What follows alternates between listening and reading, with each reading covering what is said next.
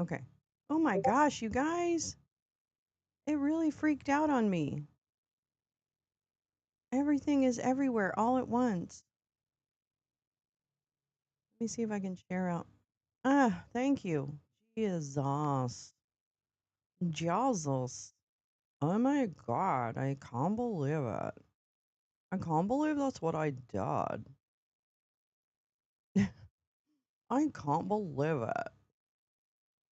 I'm live. That's what I should say. I'm live. I'm live, damn it.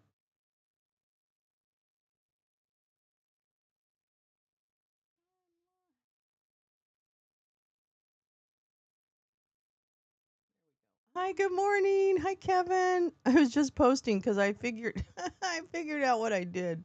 Hi, Lee. Hi, easily distracted. Hello, love. Oh my goodness gracious. Oh,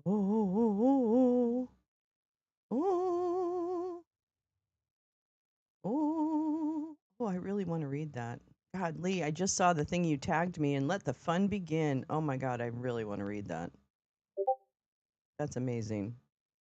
I'm actually waiting for the Ingracia hearing. Oh, your anniversary. Oh, happy anniversary to you and your love. Hi, Carla.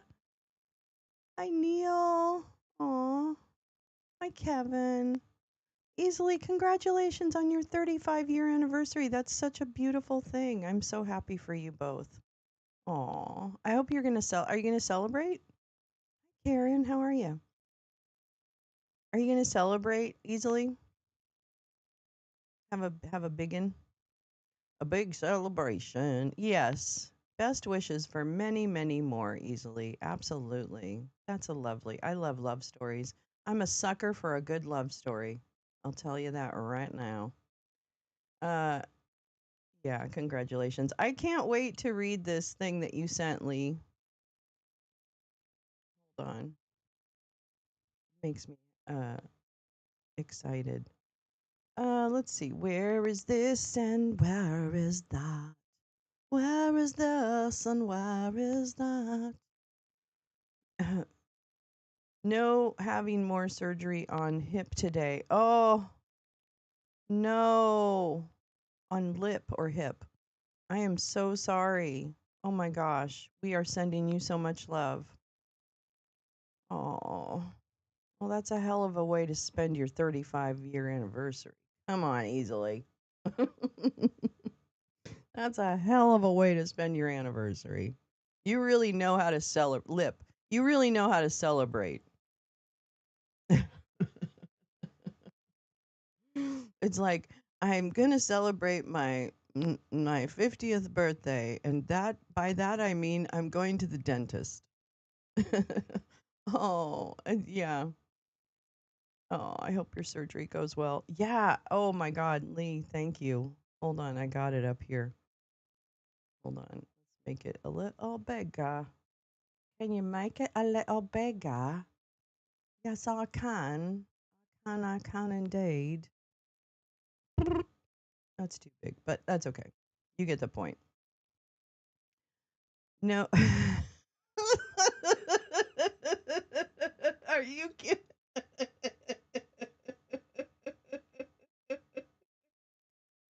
Did you seriously just say that?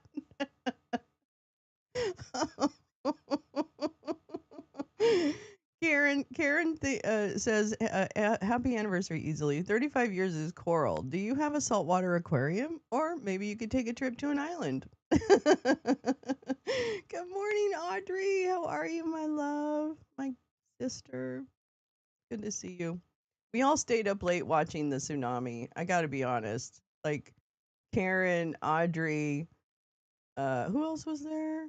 Tom, uh, I don't know, Carla, were you there for a minute or for a while? I can't recall. Forgive me. I'm just really tired. So we stayed up a little tiny bit late. Good morning, Paul J. It's gonna be hot AF. Oh no, I don't want to hear that. Don't give me that. Don't give me that. Is summer's going out like a bitch? That's what it is. You know, March comes in like a lion and out like a lamb. Well, fall's coming in like a bitch. And it's going to be hot as fuck. Oh, good morning, everybody. Oh my gosh. I hope your night was good. You missed the tsunami coverage? Well, it ended up not being a tsunami. So, well, I mean, at least for Hawaii, that's what we were watching. Japan, definitely. I'm sure Russia got some pretty bad water over there. But they didn't seem to cover any of that. So it was kind of frustrating, actually. But we did get the Hawaii coverage, and that was good that they didn't. I love non-events. I love it. My favorite time when humans are wrong is when they hype up an event like a tsunami or whatever. And oh my God, Karen, that's fucking amazing. Stop it. I was up until 2 a.m. Woke up at 6:50. Oh, that sucks balls. Good morning, Neil, Paul, Karen, Easily, Scott, and Carla. Mm. You got your start date for your job, Kevin? Oh my God, that's so exciting. I hope it's fun, and I hope they're nice. And if they're not nice, tell them I'm going to come in and smack them. I'm so glad yeah, it seems like nobody got decimated, which is great. And there's probably more than enough damage to deal with from the earthquake and things like that. So I've seen a tsunami of BS from the right. Yeah, that tsunami's real. 812. Okay. All right. Okay. 812. Hey, butterflies. You haven't slept a minute? Oh, no. Oh, I'm so sorry, butterflies. Oh, I hope you can get some rest.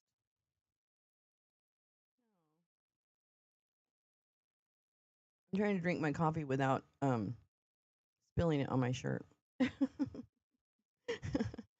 That's what I'm trying to do today. Yeah, I'm very happy for you, Kev. We love you so much.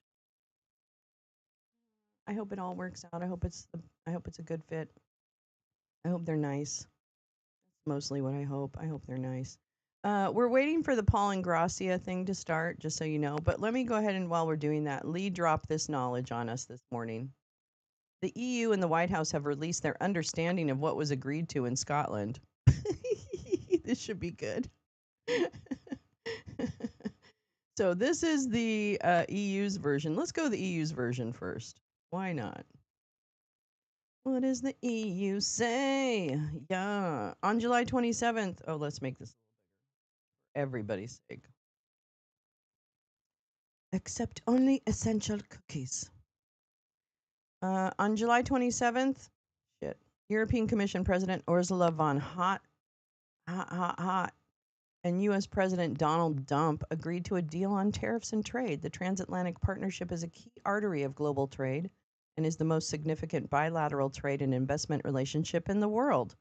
Yeah, it's something like 880 million people. And guess what? We have the lower half of that. Okay? So we're not the big dog in this trade thing. Okay? They have more people. EU and US trade in goods and services has doubled over the last decade, surpassing 1.6 trillion in 2024 with 867 euros billion of trade in goods and 870 that's 1.6 trillion euros, forgive me. 817 billion euros of trade in services. That is over 4.2 billion of goods and services crossing the Atlantic every day. This deep and comprehensive partnership is underpinned by mutual investment. In 2022, EU and US firms invested 5.3 trillion euros worth in each other's markets. The political agreement restores stability and predictability for citizens and businesses on both sides of the Atlantic. The deal secures continued access for EU exports to the US market, preserving deeply integrated value chains, many of which rely on SMEs and effectively safeguarding jobs. I don't know what SME is. You know what that is, Lee? Many virtual administrators. It also provides the basis for continued collaboration between the EU and the US. In the political agreement, oh, I like that. In the political agreement of July 27th, President von der Leyen and Trump agreed on the key parameters of the EU-US trade relationship. It's the first step in a process that will be further expanded over time to cover additional areas and continue to improve market access. The key commitments are establishing a single all inclusive tariff ceiling of 15% for EU goods. As of August 1st, the U.S. will apply this maximum tariff on the vast majority of EU exports. It is an all inclusive tariff rate and represents a ceiling, including the U.S. most favored nation tariff that was previously stacked on top of additional tariffs that U.S. introduced. The 15% ceiling applies to nearly all EU exports currently subject to reciprocal tariffs, except where the U.S. Uh, most favored nation tariff exceeds 15%, in which case only the most favored nation tariff applies with no additional tariffs on top. The 15% ceiling also applies to cars and car parts, currently subject to a tariff rate of up to 25%, with an additional most favored nation tariff of 2.5, providing immediate tariff relief. The 15% ceiling will also apply to any potential future tariffs on pharmaceuticals and semiconductors, including those based on Section 232, until the U.S. decides on whether to impose additional tariffs on these products. Pursuant to Section 232, they will remain subject only to U.S. most favored nation tariffs. Providing special treatment for strategic products as of August 1st, U.S. tariffs on EU aircraft and aircraft parts, certain chemicals, and certain drug generics or natural resources will go back to pre January levels. Oh, that's interesting. This will provide immediately tariff relief for key EU industries, while the EU and US agreed to keep working to add more products to this list. Joining forces to protect the steel, aluminum, and copper sectors from unfair and distortive competition, global overcapacity threatens EU and US industry alike. Together, the EU and US will establish tariff rate quotas for EU exports at historic levels, cutting the current 50% tariffs while jointly ensuring fair global competition. Liberalizing certain trade that is of mutual interest from the US into the EU. EU importers and consumers will save around €5 billion in duties each year, while core EU industrial and agricultural sensitivities remain protected. Elimination of already low duties on industrial goods. The EU most favored nation tariffs on industrial goods are generally low. The EU will now eliminate those remaining low level duties on industrial goods from the US. Better access to the EU market for limited quantities of US fishery products. This additional market opening on US products, including Alaska pollock, Pacific salmon, and shrimp, all subject to tariff rate quotas, benefits the EU processing industry. Better market access for certain non-sensitive U.S. agricultural exports worth €7.5 billion. Products such as soybean oil, plantain seeds, grains of nuts, as well as processed foodstuff such as tomato ketchup, cocoa, and biscuits will have improved access to the EU market, all subject to the tariff rate quotas, reducing costs on certain inputs for our farmers and processors while protecting the EU's agricultural sensitivities. Reducing non tariff barriers, including via cooperation on car and automotive standards, interesting, and SPS, sanitary and phytosanitary measures, and by facilitating mutual recognition of conformity assessments in additional industrial sectors. I should read this in like a sexy voice. No, I won't. That'll be annoying. Strengthening cooperation and economic security. The EU and US will enhance supply chain resilience and address non market policies and practices. They will also continue to cooperate on investment screening and export controls. Ensuring reliable access to critical energy and future oriented supplies, the EU intends to procure US liquefied natural gas, oil, and nuclear energy products with an expected offtake valued at $750 billion or €700 billion over the next 3 years. This will contribute to replacing Russian gas and oil on the EU market. The EU also intends to purchase €40 billion worth of AI chips, essential to maintaining EU's technological edge. Promoting and facilitating mutual investments on both sides of the Atlantic, EU companies have expressed interest in investing at least $600 billion, about 550 billion euros, in various sectors in the U.S. by 2029, which is 4 years from now, further boosting the already significant 2.4 trillion euros in existing investment. Not that much, 550 billion. The political agreement reached between President von der Leyen and Dump serves the EU's core economic interest and stable and predictable trade and investment relations between the EU and the US. At the same time, it fully respects the EU's regulatory sovereignty and protects sensitive areas of EU agriculture such as beef or poultry. The political agreement of July 27th is not legally binding beyond taking the immediate actions committed. The EU and US will further negotiate in line with their relevant internal procedures to fully implement the political agreement. Okay, so that's what Ursula says about what happened.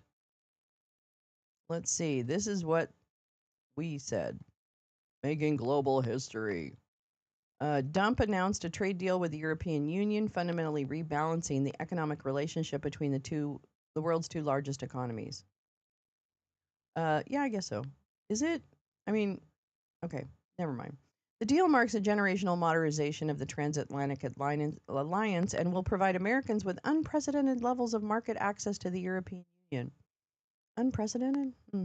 The deal bolsters America's economy and manufacturing capabilities. The EU will purchase 750 billion in US energy and make new investments of 600 billion in the United States, all by 2028. The by the way, Monica Corningstone, who's that? Oh my god, who is that? Send me to the office. Dock my marks. Jane, don't be late. Oh, you're fine. The TRQ is not agreed to yet. So the what was that? What's the TRQ again? Shit. Oh, the rate quotas. Tariff something quotas is not agreed to yet, and expected exempted items going back to 1/125 rates is also contested. Imagine my colleagues in the EU reading this and making decisions when the US view is different. Making the EU safe for ketchup. Exactly. I don't think that anyone's going to buy our ketchup over there. Okay. Okay. Good morning. Let's see. J Rance. Hello, darling. Butterflies. Hello. Hello. Oh, my goodness. I know we stayed up so late watching the tsunami. Christina Applegate in Ronberg. Oh, okay. Oh, now I remember the name. That was a good movie. I like that movie. The gang is really all here. That's right, Jane. The White House version just features nut-lick gushing. It's amazing. It's terrific. It's fantastic. It's fantastic. Through decisive leadership and an unyielding commitment to American workers, President Trump has delivered yet another agreement that positions the U.S. as the world's preeminent destination. That's right. Reaching a historic deal, President Trump's agreement with the European Union achieves historic structural reforms and strategic commitments that will benefit American industry, workers, and national security for generations. The United States and European Union reached a cooperation agreement on reciprocal, fair, and balanced trade. The colossal deal will enable U.S. farmers, God, we're dumb, ranchers, fishermen, and manufacturers to increase U.S. exports, expand business opportunities, and help reduce the goods trade deficit with the European Union. The EU will remove significant tariffs, including the elimination of all EU tariffs on industrial goods. What? Wait, what? Okay, Lee, is this one that is wrong? I mean, really? Including the elimination of all EU tariffs on U.S. industrial goods exported to the EU. I mean, that doesn't seem accurate. That's not accurate, right? That's not accurate. I don't think. It seems I don't think I read that. Creating enormous opportunities for American made and American grown goods to compete and win in Europe. Or is that just going back to the pre-Trump levels? This new market access will drive growth across the American economy, fueling exports, expanding production, and allowing American businesses of all sizes to reach millions of new customers across the Atlantic. It will be really good, Lee, if we talk on Friday, which I hope we can. I hope you have time to talk about this and just what is this? What help us understand what some of their language means around tariffs and all that kind of stuff. It's really interesting. Let's see. Da da da da da. Okay, here we go. As part of Dump's strategy to establish balanced trade, the European Union will pay the United States a tariff rate of 15%. Guess what? No, they won't. Including on autos and auto parts, pharmaceuticals, and semiconductors. However, the sectoral tariffs on steel, aluminum, and copper will remain unchanged. The EU will continue to pay 50%, and the parties will discuss securing supply chains for these products. I don't know what that even means. The new tariff regime will generate tens of billions of dollars in revenue annually and help to close the long-standing. Okay, this is all bullshit. By encouraging local sourcing, reshoring production, and ensuring that foreign producers contribute their fair share to the American economy. Additional key terms: massive EU investment in the United States. The EU will invest $600 billion in the U.S. over the course of President Trump's term. The new investment is in addition to the over 100 billion EU companies already invest in the United States every year. Let's see. EU will double down on America as the energy superpower by purchasing 750 billion of U.S. energy exports through 2028. My understanding from looking yesterday to research this a little bit is that 250 billion a year of like LNG and energy or whatever equates to about 20% of the EU's consumption. Just so you know, that's what that is.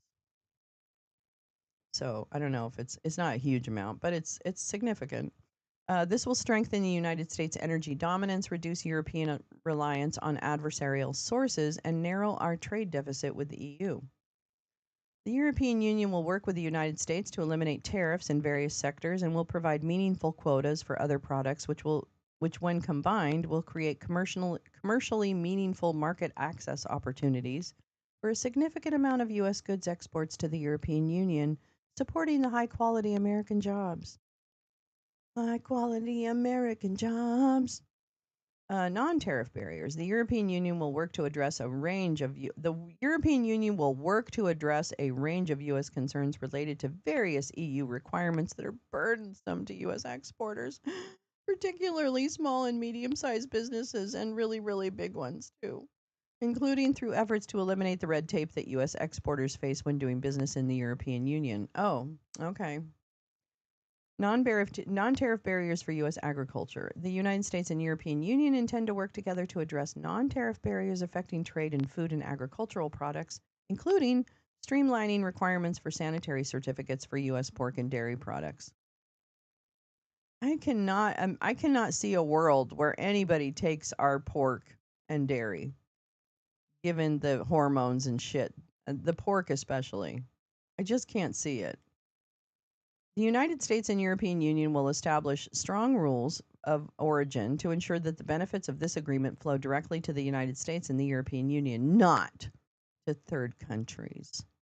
Don't even try. Barriers for digital trade. The United States and European Union intend to address unjustified digital trade barriers. No, they don't. In that respect, the European Union confirms that it will not adopt or maintain network usage fees. Furthermore, the United States and European Union will maintain zero customs duties on electronic transmissions. The United States and European Union agree to strengthen economic security alignment to enhance supply chain resilience and innovation. The two sides will take complementary actions to address non-market policies of third parties, as well as cooperating on inbound and outbound investment reviews, export controls, and duty evasion. The United States and European Union recognize a series of major commercial agreements across key sectors, including energy and semiconductors, that will further expand U.S. exports to the European market. The European Union agreed to purchase significant amounts, of U.S. military equipment. President Trump's America First economic agenda is restoring our industrial might, securing energy dominance, and making the United States the premier destination for advanced manufacturing and industrial investment. In just 6 short months, Trump has reaffirmed the United States as the most attractive destination. Okay, and you can tell yourself that all day long, but that's just not really true. Other American presidents have tried and failed. Wait, the European Union wasn't okay, forget it. I'm not even gonna read that. Liberating America from unfair trade practices. Okay, so this is just all his background on tariffs.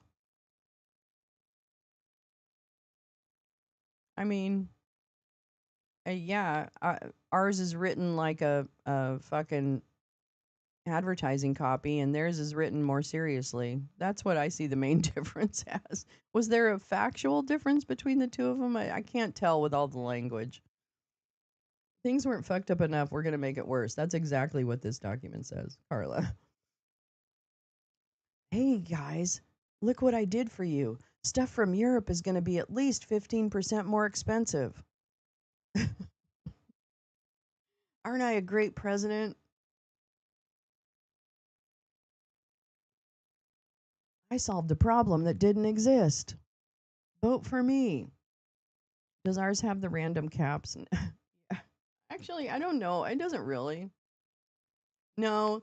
See, the thing is, whoever's like Dan Scavino is not formatting these, right? Dan Scavino's not writing these because otherwise, you're right. It would have more caps and probably an AI picture of Donald over here in like a, I don't know, a Caesar uniform. I'm not sure, like a Caesar outfit. I don't know. Sure. They don't want our poison food products. That's right.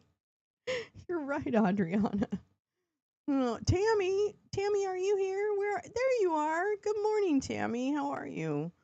Welcome, welcome, welcome. Does ours have the? Yeah, it doesn't. Good morning, Max. How are you? Nut liquor, nut liquor, nut liquor. I'm waiting for this Ingracia thing to start. Hold on, let me just see if I can. And I can see one more thing. Definitely not interested. Yeah, I can't imagine that they're interested in our agricultural products. Come on now. That just seems stupid. Let's see if there is everything about it. Uh, uh. Jerome Powell's coming up at. Jerome Powell will speak this morning, but later on. I'm struggling to think of things we have in stores from Europe that are inexpensive. Isn't it usually its own section of the supermarket and more expensive? I think so. I mean, I think so. I just feel like if you're going to order flake candy bars, right? Cadbury flake. If you haven't had a Cadbury flake, I don't know who you are, and you must be from outer space. But you need to have a Cadbury flake. Now, Cadbury probably has a horrible supply chain, so I haven't eaten it in a long time, but it was really good. Now, if that price goes up, that would be amazing. Big Lots used to have random Euro cookies. Yeah, I just kind of wonder. I mean, obviously the prices are going to go up. Uh, okay, well, we've got this. We've got Senate Banking Subcommittee on AI and Capital and Insurance Markets. That seems kind of weird. Well, that seems kind of weird. Let's see. Senate Homeland Security. There's a Homeland Security Committee to review disaster relief, lobbying rules, and cybersecurity. That might be interesting. We could probably do that.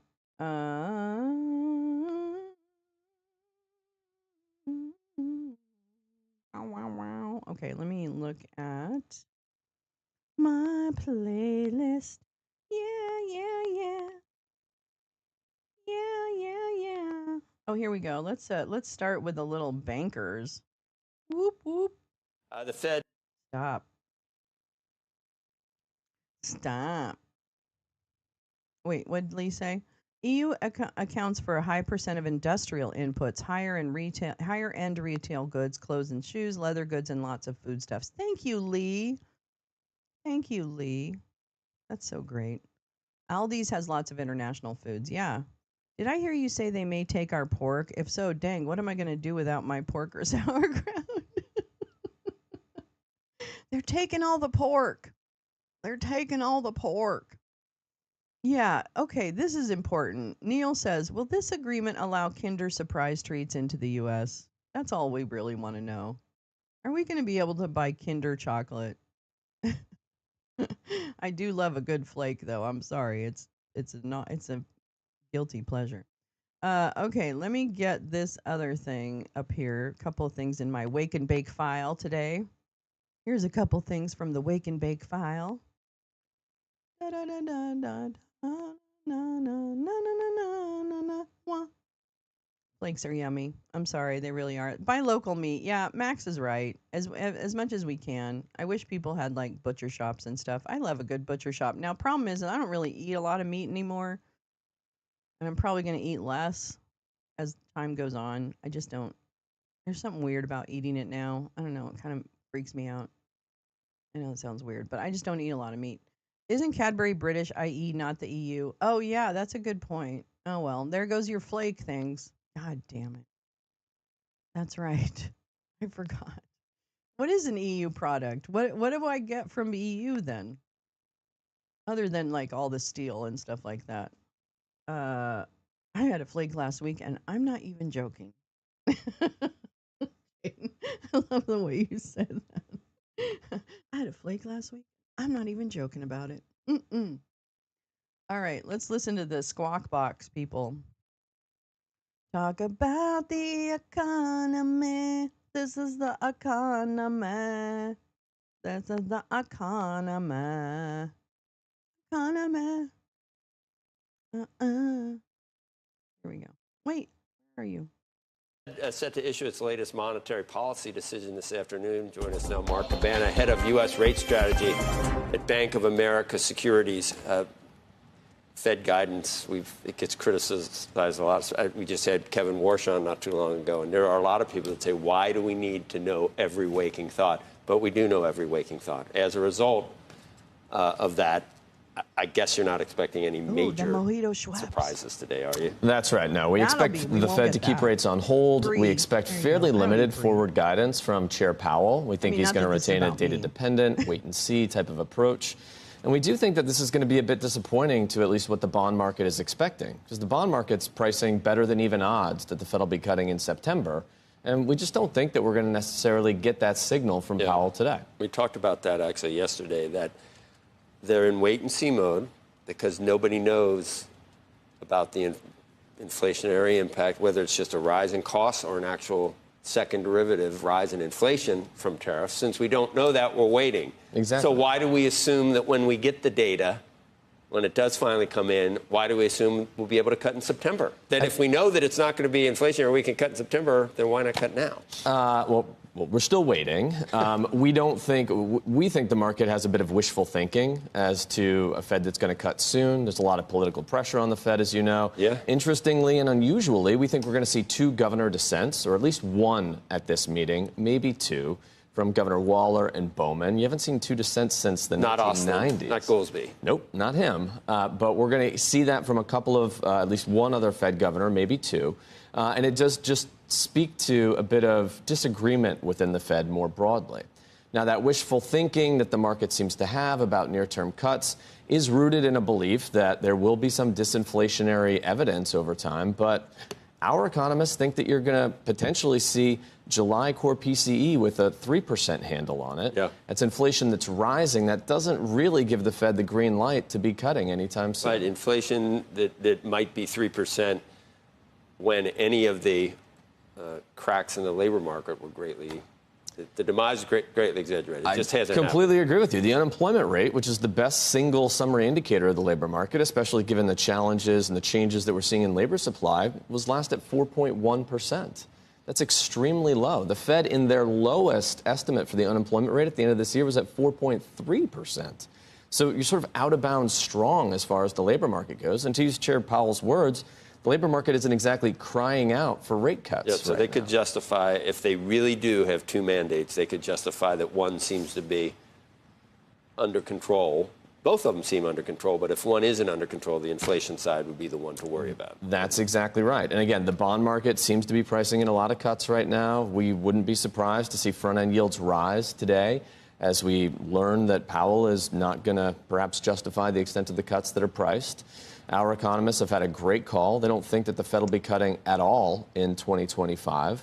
So that's almost 45 basis points that are priced for the year that could potentially come out. You think there's any way that the Fed could end up with egg on its face from a chicken, whether it's first, I don't know how that works exactly. But do you think, here's the scenario that I'm saying where they could end up looking bad.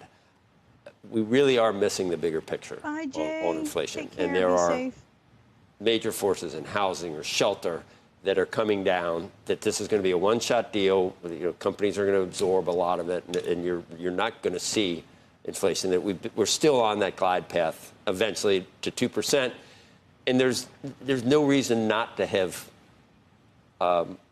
loosened, because we're we're too tight right now, really. That is the risk that they are taking right And it now. could happen, couldn't it? It certainly could. And the fingers would be pointed at him and say, you don't want to be political, yet you were not independent because you couldn't cut, because you had to resist what looked like pressure. If you look at the stuff in the stock market with the meme stocks that take off and other things, All, that indicates it's all we're not too systems, tight. yeah, all systems. So I think that's a But great we point. got AI controlling why, Right. you know, that's half the market is up on AI. I think you can ask yourself, how restrictive is monetary policy today? Yeah. I think it's a very Does good anyone question. know?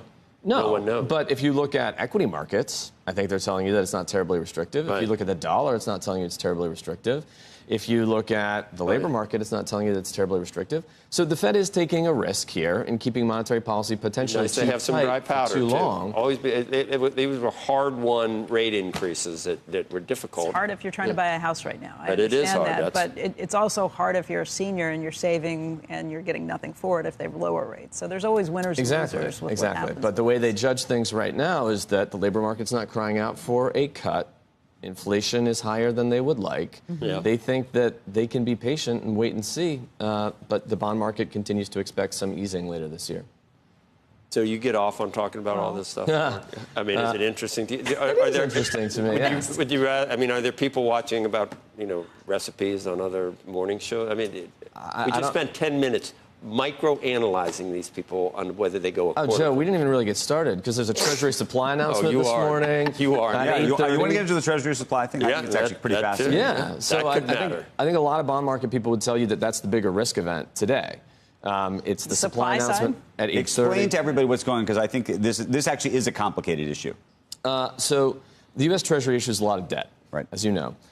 There's only about 4 times a year when they provide guidance to the market as Right. to what their intentions are with regards to how they borrow, where they're going to be financing, how much they're going to be issuing at the long end versus the short end. And this morning at 8:30 is one of those 4 It'll opportunities. be all short. That's what we think. Yeah. That's right. And I think you've heard Janet from the Yellen. president and the Treasury Secretary that they don't want to term out at these rate levels. They Right. think that long end rates are too high.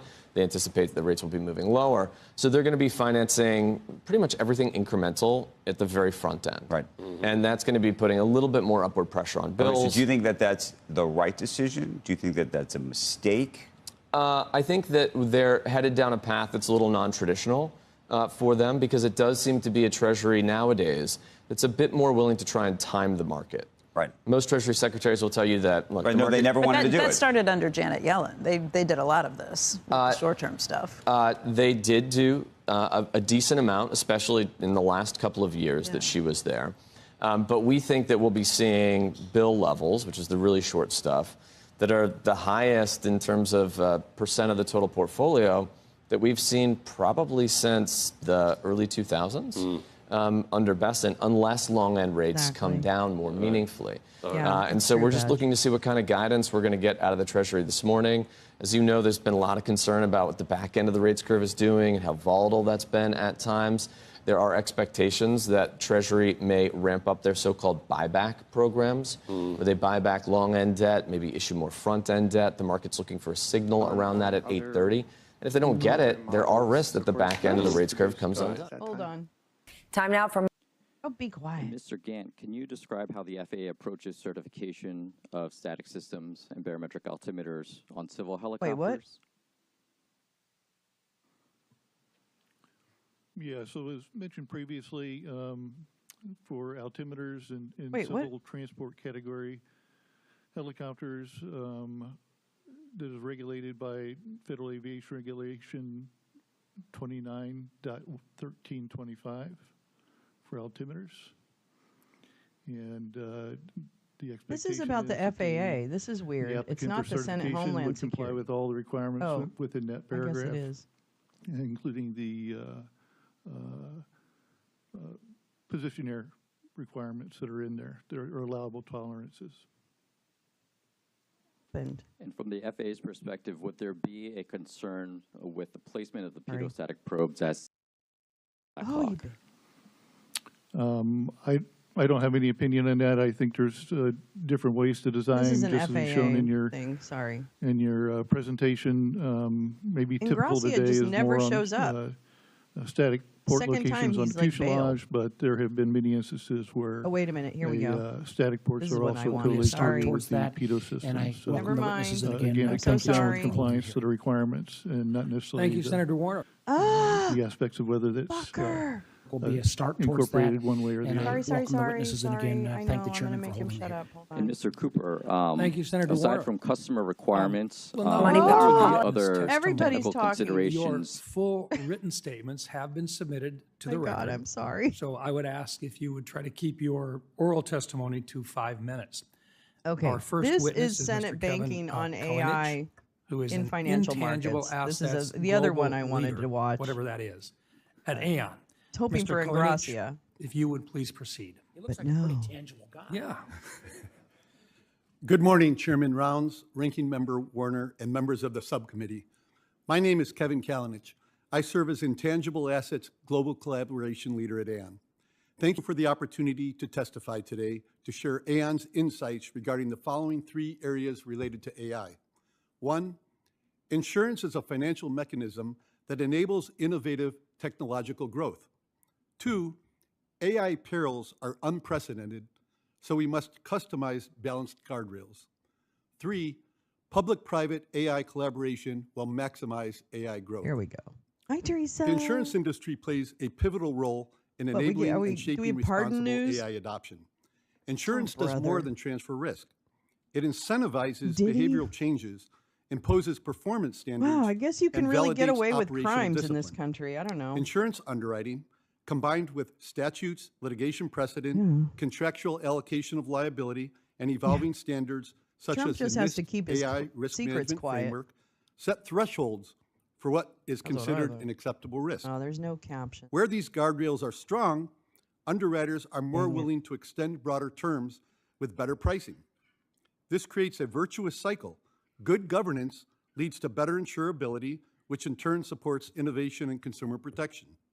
It's At time to Aon, bake. we address these challenges Bake my using our babies. proprietary Bake my cyber, babies. property, casualty, and directors and officers risk analyzers to map the frequency and severity of AI-related events across sectors. Such tools help translate risk into measurable risk mitigation action.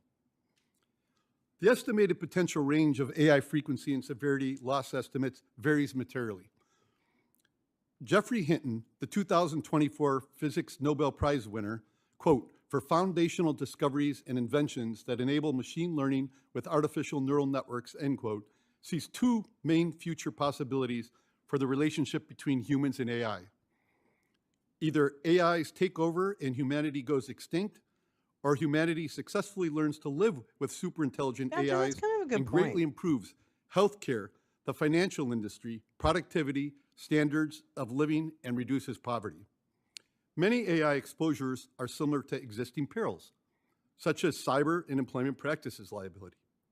So we can borrow from historical frequency and severity loss data to underwrite and encourage Good risk morning, management Scott. best I didn't practices. see you sneak in. However, static models lack sufficient historical loss data to underwrite some critical AI-related exposures with confidence, such as deepfakes under crime policies in the financial industry, hallucinations under E&O policies, autonomous Ooh, robotic Pyrenees faults under casualty cheese with policies, peppercorns? That sounds and the good. potential for AI to be misused to enable chemical, biological, radiological, and nuclear threats.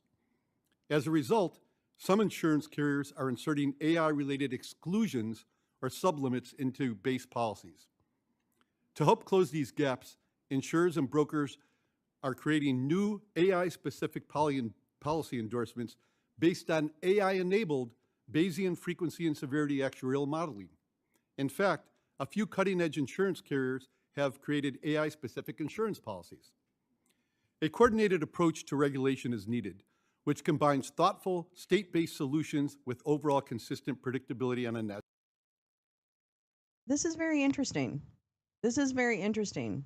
Well, let me tell you what I heard, Neil. Let me tell you one thing I heard is that AI is being used to do, and I could be wrong about this, but it sounds to me, and we'll listen more to see, AI is being used to underwrite insurance products or to, I guess, to do the analysis of insurance products, et cetera. Here's the interesting thing, and I'm actually not a technophobe. I actually think AI is here and we have to deal with it. That's what I think. I'm not scared. I mean, I'm scared of it, but scared only because of the humans behind it, not because it's a, whatever. Exactly. AI is being Trumpified. My concern is that what you start to see is the creep of what we've talked about as in terms of how AI changes work, right? And changes where people can be employed, what they'll be doing when employed, and what jobs kind of get absorbed by AI, which, if you think about it, could be very much this kind of insurance agents, right? Or something of that nature. These industries, there are certain industries like financial services, et cetera, that I think would be heavily impacted by the introduction of AI products in doing the business that right now humans are doing. So I really think this is a very interesting inflection point, because what I'm seeing is more and more, of course, AI being used at the industrial level, right? At the industrial level, that AI is being used. And these stories are really starting to emerge now. So I would very much pay attention. This is why this hearing is important to me, is how would AI be used in different financial markets, whether it be, insurance, which is what he's talking about, or other financial services, banking, et cetera. So, there's some real changes to the workforce coming, and I think they're coming faster than we might realize. Hi, Grace Lisa. How are you, darling? Good morning, Tom. Oh, I know. I'm so glad it was downgraded. Yep. Yeah, boy, the local authorities in Hawaii. Oh my God, we watched a lot on Discord last night. We were watching the live Hawaii stuff from the tsunami. Their press conferences were just, they made me cry. They were so beautiful. It was really good adults standing and speaking calmly about, how things are going to go and what to do and what to know and all that. It was like textbook beautiful. Hey, 5/5, how are you? Wealthy risings to you too, and healthy risings. Um, yeah, they just did a great job. The Hawaii authorities did really good press conferences. Boy, it just felt so adult and calm and information laden and all of that kind of stuff. Absolutely, hit the like. That's right. Like, share, and subscribe. So that's why this hearing to see. Oh yeah, I've read that. Yeah. Oh yeah, I've read it. I can't stand corporate. Ugh. Um. Yes, it was refreshingly normal. That's right, Audrey. So yeah, so that's why, again, going back to this hearing, AI is very much changing and going to change the way work happens for people, and I don't know if they really expect it. I'm going to be honest with you. I don't think there's a high understanding of what AI introduction and generative AI can do to an industry. And I think we're going to find out probably in the next 12 months. Like, I think that's when a lot of the first kind of big moves are taking place. And it's just very interesting to me. Very interesting. It's the same with the nuclear push in terms of SMRs and stuff like that, is the push for this kind of nuclear and, generating more energy, more energy, more energy is troubling and curious. So, anyway, back to AI in the insurance world. Boop, boop. National level. For example, the National Association of Insurance Commissioners set forth the model bulletin on the use of artificial intelligence by insurers, which has been adopted by over half of the states.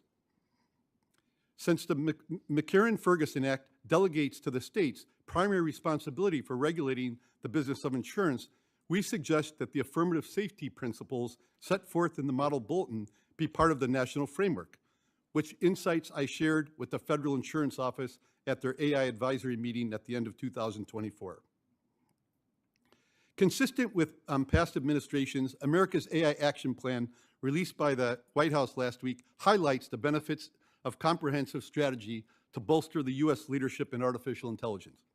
The plan recognizes the urgency to accelerate innovation, incentives to build AI infrastructure, and lead in international diplomacy and security, all while acknowledging the need to address potential risks and promote trustworthy AI. Each of these three pillars are promoted by Aon's recently launched Data Center Lifecycle Program, which helps clients manage risk and deliver cloud and AI infrastructure faster. Legislation like that mentioned today by Senator Rounds address potential risks and promote trustworthy AI, and could help build the right architecture for safe AI deployment. For Aon and our clients, we welcome public policy that will ensure that liability frameworks are clear, that insurance markets remain viable, and that AI but it's less developers positions, and end users alike right, can Tom? act with confidence. So there's less access Let's work together to to those ensure jobs. AI becomes not just a technological Then breakthrough, education also but a becomes force for good, important, guided by right? insight, trust, and shared responsibility. Thank you again for the opportunity to share Aon's perspective. I look forward to addressing your questions. Thank you, Mr. Kalinich. I do think that storytelling and the art that is created, or the things that are created by humans, will become in many ways more valuable, because AI will generate so much kind of standard shit that when humans do create, it will become more valuable. I don't know that, but I'm hoping. Yeah, and here's the thing. It just is, exactly. They're really, the problem is, I think someone said it, garbage in, garbage out.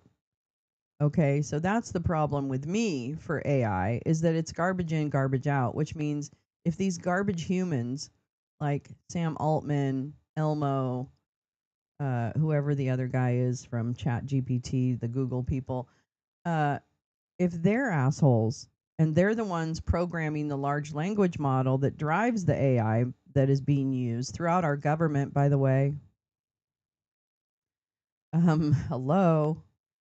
Of course that can be a good thing. It can be good in terms of, like productivity or efficiency or whatever. I don't even know.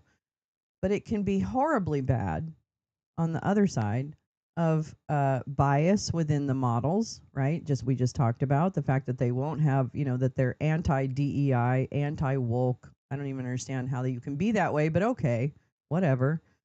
So it'll be interesting to see how that evolves and who speaks out about it. Oh wait, had to stop to share. Dump eliminated EO 14110 January 20th and just put out EO 14179, America's AI Action Plan, which directs federal agencies to eliminate regulations viewed as innovation impediments. And it cuts AI funding from states that adopt stricter laws. Oh my God, that feels illegal. Like, this is, you guys, come on. And I know you know this. This is literally kleptocracy. This is literally kleptocracy, where the rich and the bastions of industry are the ones making the rules. I mean, if you thought it was bad before, get ready, because it's going to be like serfdom. And I'm going to tell you right now, to Tom's point, absolutely. If you're like I don't know, a high level employee or a whatever, I don't know what criteria they would ever go ahead and but you will be, you could be preserved in your company, but I think you're going to see so many industries transition to a stronger workforce that is AI driven, right, than it is human driven. And that might not be good for anybody. In some cases it might work out really well. Now the problem is that someone will always lose in that equation, right? So it'll be in the employment numbers and things like that, which is interesting because they're also reducing and making a work requirement for disability and social safety nets, right? So that with introducing those work requirements, where are those people going to work? Because I don't think their fever dreams of employment going up is going to happen. And I don't think they're stupid enough to think that jobs previously done by immigrants would be something that they expect these insurance brokers who have just been fired. I can tell you right now, I know insurance. I know insurance brokers. They don't understand what's coming. I'm sorry if you're an insurance broker, but I mean, I'm just talking out of my ass. But as someone who worked in the financial services industry, it was always like, well, at least you're not an insurance broker. So there was a little bit of shitting on insurance brokers when you were a stockbroker. Okay, I'm just going to admit it. And I didn't make it up. I didn't make it up. No, I don't think that's what he said. Wait, insurance companies are offering coverage for AI accidents? No, I think it's about how AI drives like policy making and stuff within an insurance, like rate setting and all that. They have a bunch of stuff. And actually, oh, here's the other thing, because I just pulled up a McKinsey report on the future of AI in the insurance industry, and it actually has some good information. Because another thing that it suggested was that AI could help in the HR realm, right? With doing many of the functions of an HR generalist or something like that. So I don't think people are really ready for what this wide scale adoption means. And I'm sure they are. I mean, I'm not trying to say, oh, we know more than they do, but that's not what I'm saying. But I'm just saying, I think for the wide swath of people in this country who are kind of not as hooked into this information, I think they actually don't realize what's kind of coming in the next 12 months. I don't know. I could be wrong, and I hope I am wrong, actually. I know that companies are using AI to set prices based on individual internet usage data. Yeah, we read about that. Personalized pricing, surveillance pricing. That's what they called it, surveillance pricing.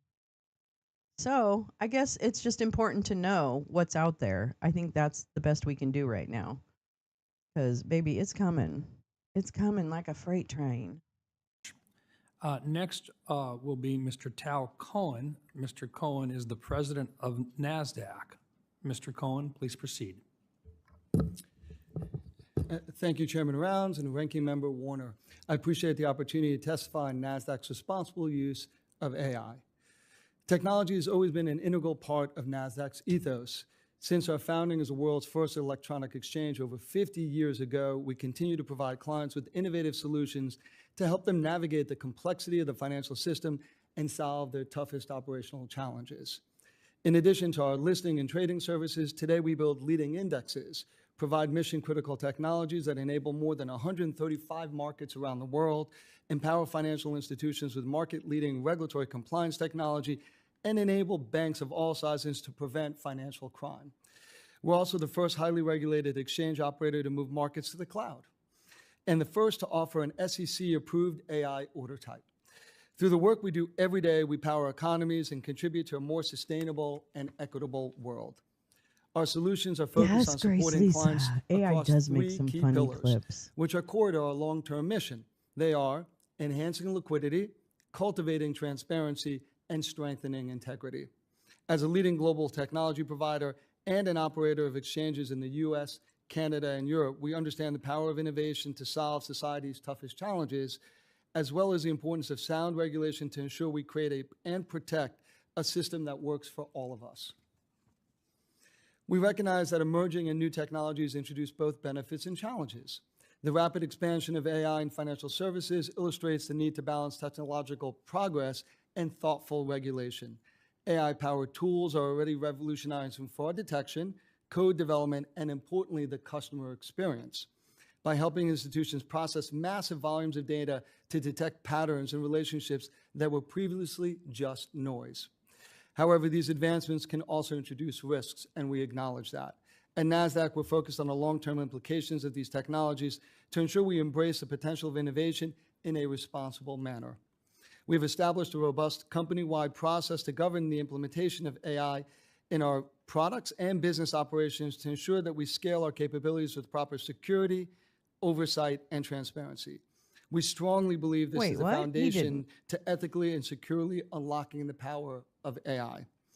Recent developments regarding generative AI have brought AI into the public consciousness. This technology, though, has been ingrained in our services for years. So while the calls for caution are appropriate, and it is also right to believe in the transformative power of this technology. Right now, in our products and across our markets, AI is enabling fairer, more transparent, more efficient markets and a better financial system. I have to stop him for a minute and offer a different story completely. I guess there is talk of Dump offering or considering a pardon for Diddy. But as I pulled up pardon, the other piece that came up is Ghislaine Maxwell offers to testify before Congress on Jeffrey Epstein if she is pardoned. So now it's not, I want to talk to Congress. Sorry, Jane, you did actually. So it's not that the pardon has come through, but there is talk of Trump granting Diddy a pardon. And then it showed me a new headline, ABC News and CBS both reporting that Ghislaine Maxwell wants immunity or a pardon before a congressional deposition. I would imagine not. She already has limited immunity. Maybe it's other immunity, but that's not good. What the hell?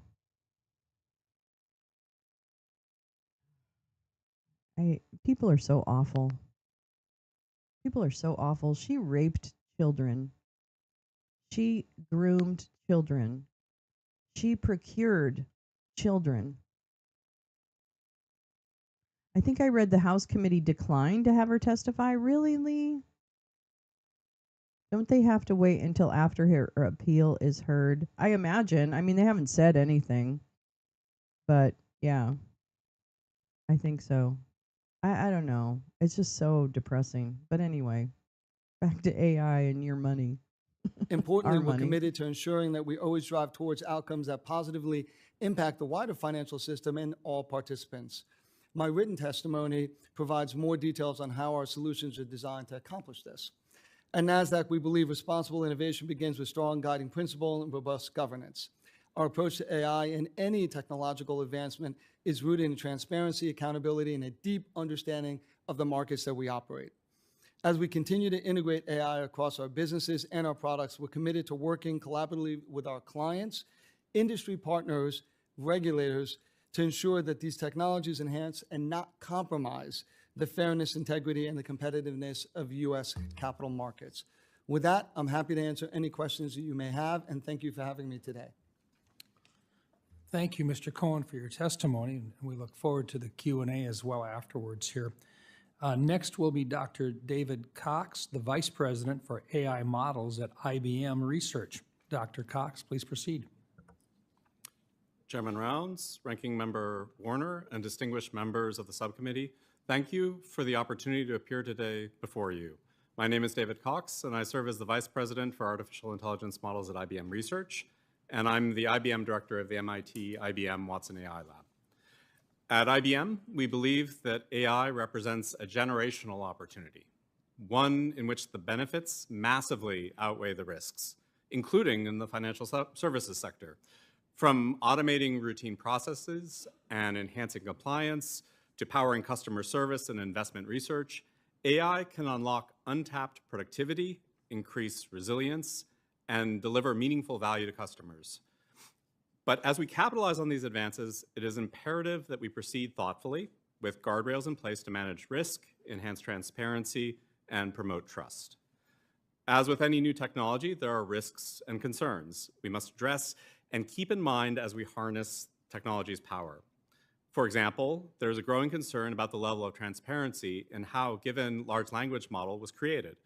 LLMs require enormous quantities of training data, and few LLM builders are fully forthcoming about the data used to train their models. This lack of transparency can pose problems for any enterprise, but especially in regulated industries. Many leaders in the financial services sector with whom I've spoken have expressed a legitimate desire to know what data went into the models that they're using to build and deploy their solutions. But one of the biggest risks in the industry is that we won't deploy AI fast enough to gain early adoption benefits, both for the economy and for consumers. In order to help expedite AI adoption, responsible AI governance is key. As the financial industry knows better than most, trust takes years to build and seconds to lose. In regulated environments, firms must understand exactly what data underpins their models and be able to audit those systems over time. That's why IBM's enterprise AI efforts are grounded in 3 principles: open, trusted, and secure. We strongly believe in the value of open source AI. It enhances security, trust, and collaboration through transparency, enables smaller firms and research organizations to compete without prohibitive upfront capital costs, and it expands the pipeline of future talent that our country will undoubtedly need to ensure that we remain competitive in the global ongoing AI race. A healthy, competitive AI market ecosystem requires open source AI to ensure America's AI future is controlled by the many, not only a select few. I don't know. Transparency is a cornerstone of trust. Not The familiar with institutions that. that use models should know what's in them, especially in industries that deal with sensitive information.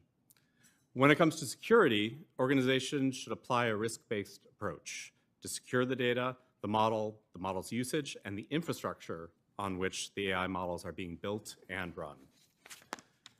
To promote an environment that appropriately balances the value of innovation against the needs for reasonable guardrails, policymakers should prioritize 3 things. First, support of open AI ecosystems. Encourage open source contributions and academic industry government collaborations. These partnerships drive safety, transparency, and innovation, just as they did in the internet's rise. Second, use case-based risk frameworks. Regulate the application of AI, not just the technology. An AI model used to auto-summarize SEC filings should be governed differently than one used for autonomous financial trading. And third, transparency requirements. Enterprises should be able to apply best practices to answer what data was used to train this model, what decisions did it influence, what safeguards were in place. Generative AI is here. The question is not whether we use it, but how. At IBM, we believe the broad social and economic benefits of AI massively outweigh the technology's risks. Through thoughtful deployment, responsible governance, and most importantly, a commitment to open technology, we can capture those benefits while mitigating the concerns. Thank you. I look forward to your questions. Dr. Cox, thank you very much for your testimony. We're going to have lots of questions today. Each of us will work through about 5 minutes at a time. I'd like to get a question in for each one of you in my time period, so I'm going to kind of be quick on my questions, and I'd ask you to be brief so that I can get to everybody here in about a 5-minute period. Dr. Cox, as an AI model engineer, in just a few words, how can we improve the transparency of models, particularly in high-impact sectors like financial services, so that regulators and institutions can better understand, evaluate, and trust their outputs without stifling the innovation necessary to stay ahead of our competitors? That's a great question. Thank you for that. I think there are really a couple parts to that. One is open models, an open ecosystem. It allows transparency. It's a tremendous lever for us to be able to engage more people, to have transparency, to understand what's in those models.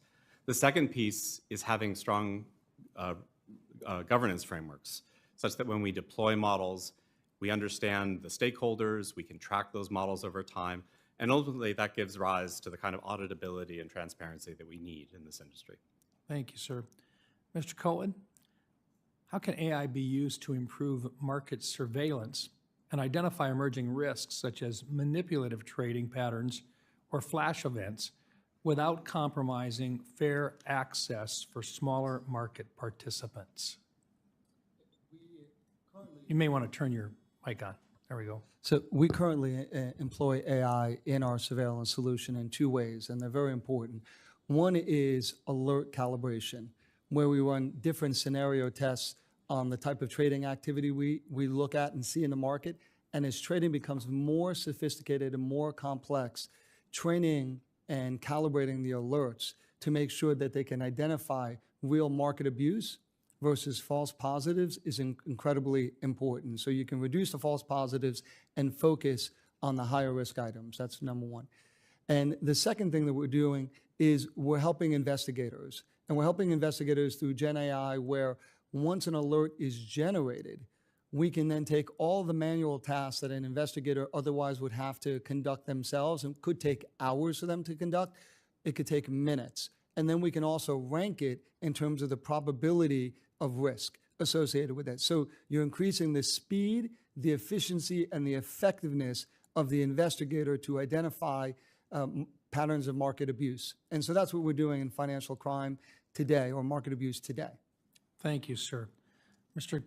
Kalinich, as AI tools are increasingly integrated into underwriting, claims analysis, and risk modeling, how is the reinsurance industry approaching the challenge of insuring companies that develop or deploy advanced AI systems? How has generative AI versus machine learning changed this ecosystem? The reinsurance markets are critical to the long-term success of insurance because they focus on non-correlated diverse risks that allow more sped it capital up a to be little deployed. bit. An analogy can be made to cyber insurance, where early on there was not enough capital. There wasn't enough limits for the insurance. Over time, we developed actuarial models so that we could better determine the frequency and severity of the cyber risks. AI is going to be similar. We have to have some type of benchmarking, some type of actuarial modeling for the frequency and severity of the risks. The reinsurers are in the process of developing those type of models and aggregating information, loss data from the insurers so that they can deploy greater capital, which will spark more growth for AI development. Thank you, sir. I've got a minute left, but Mr. Cohen, I've got to ask you a question that I think is one that What happened? may be a little bit of a curveball for you, Get but I back. want to try it anyway.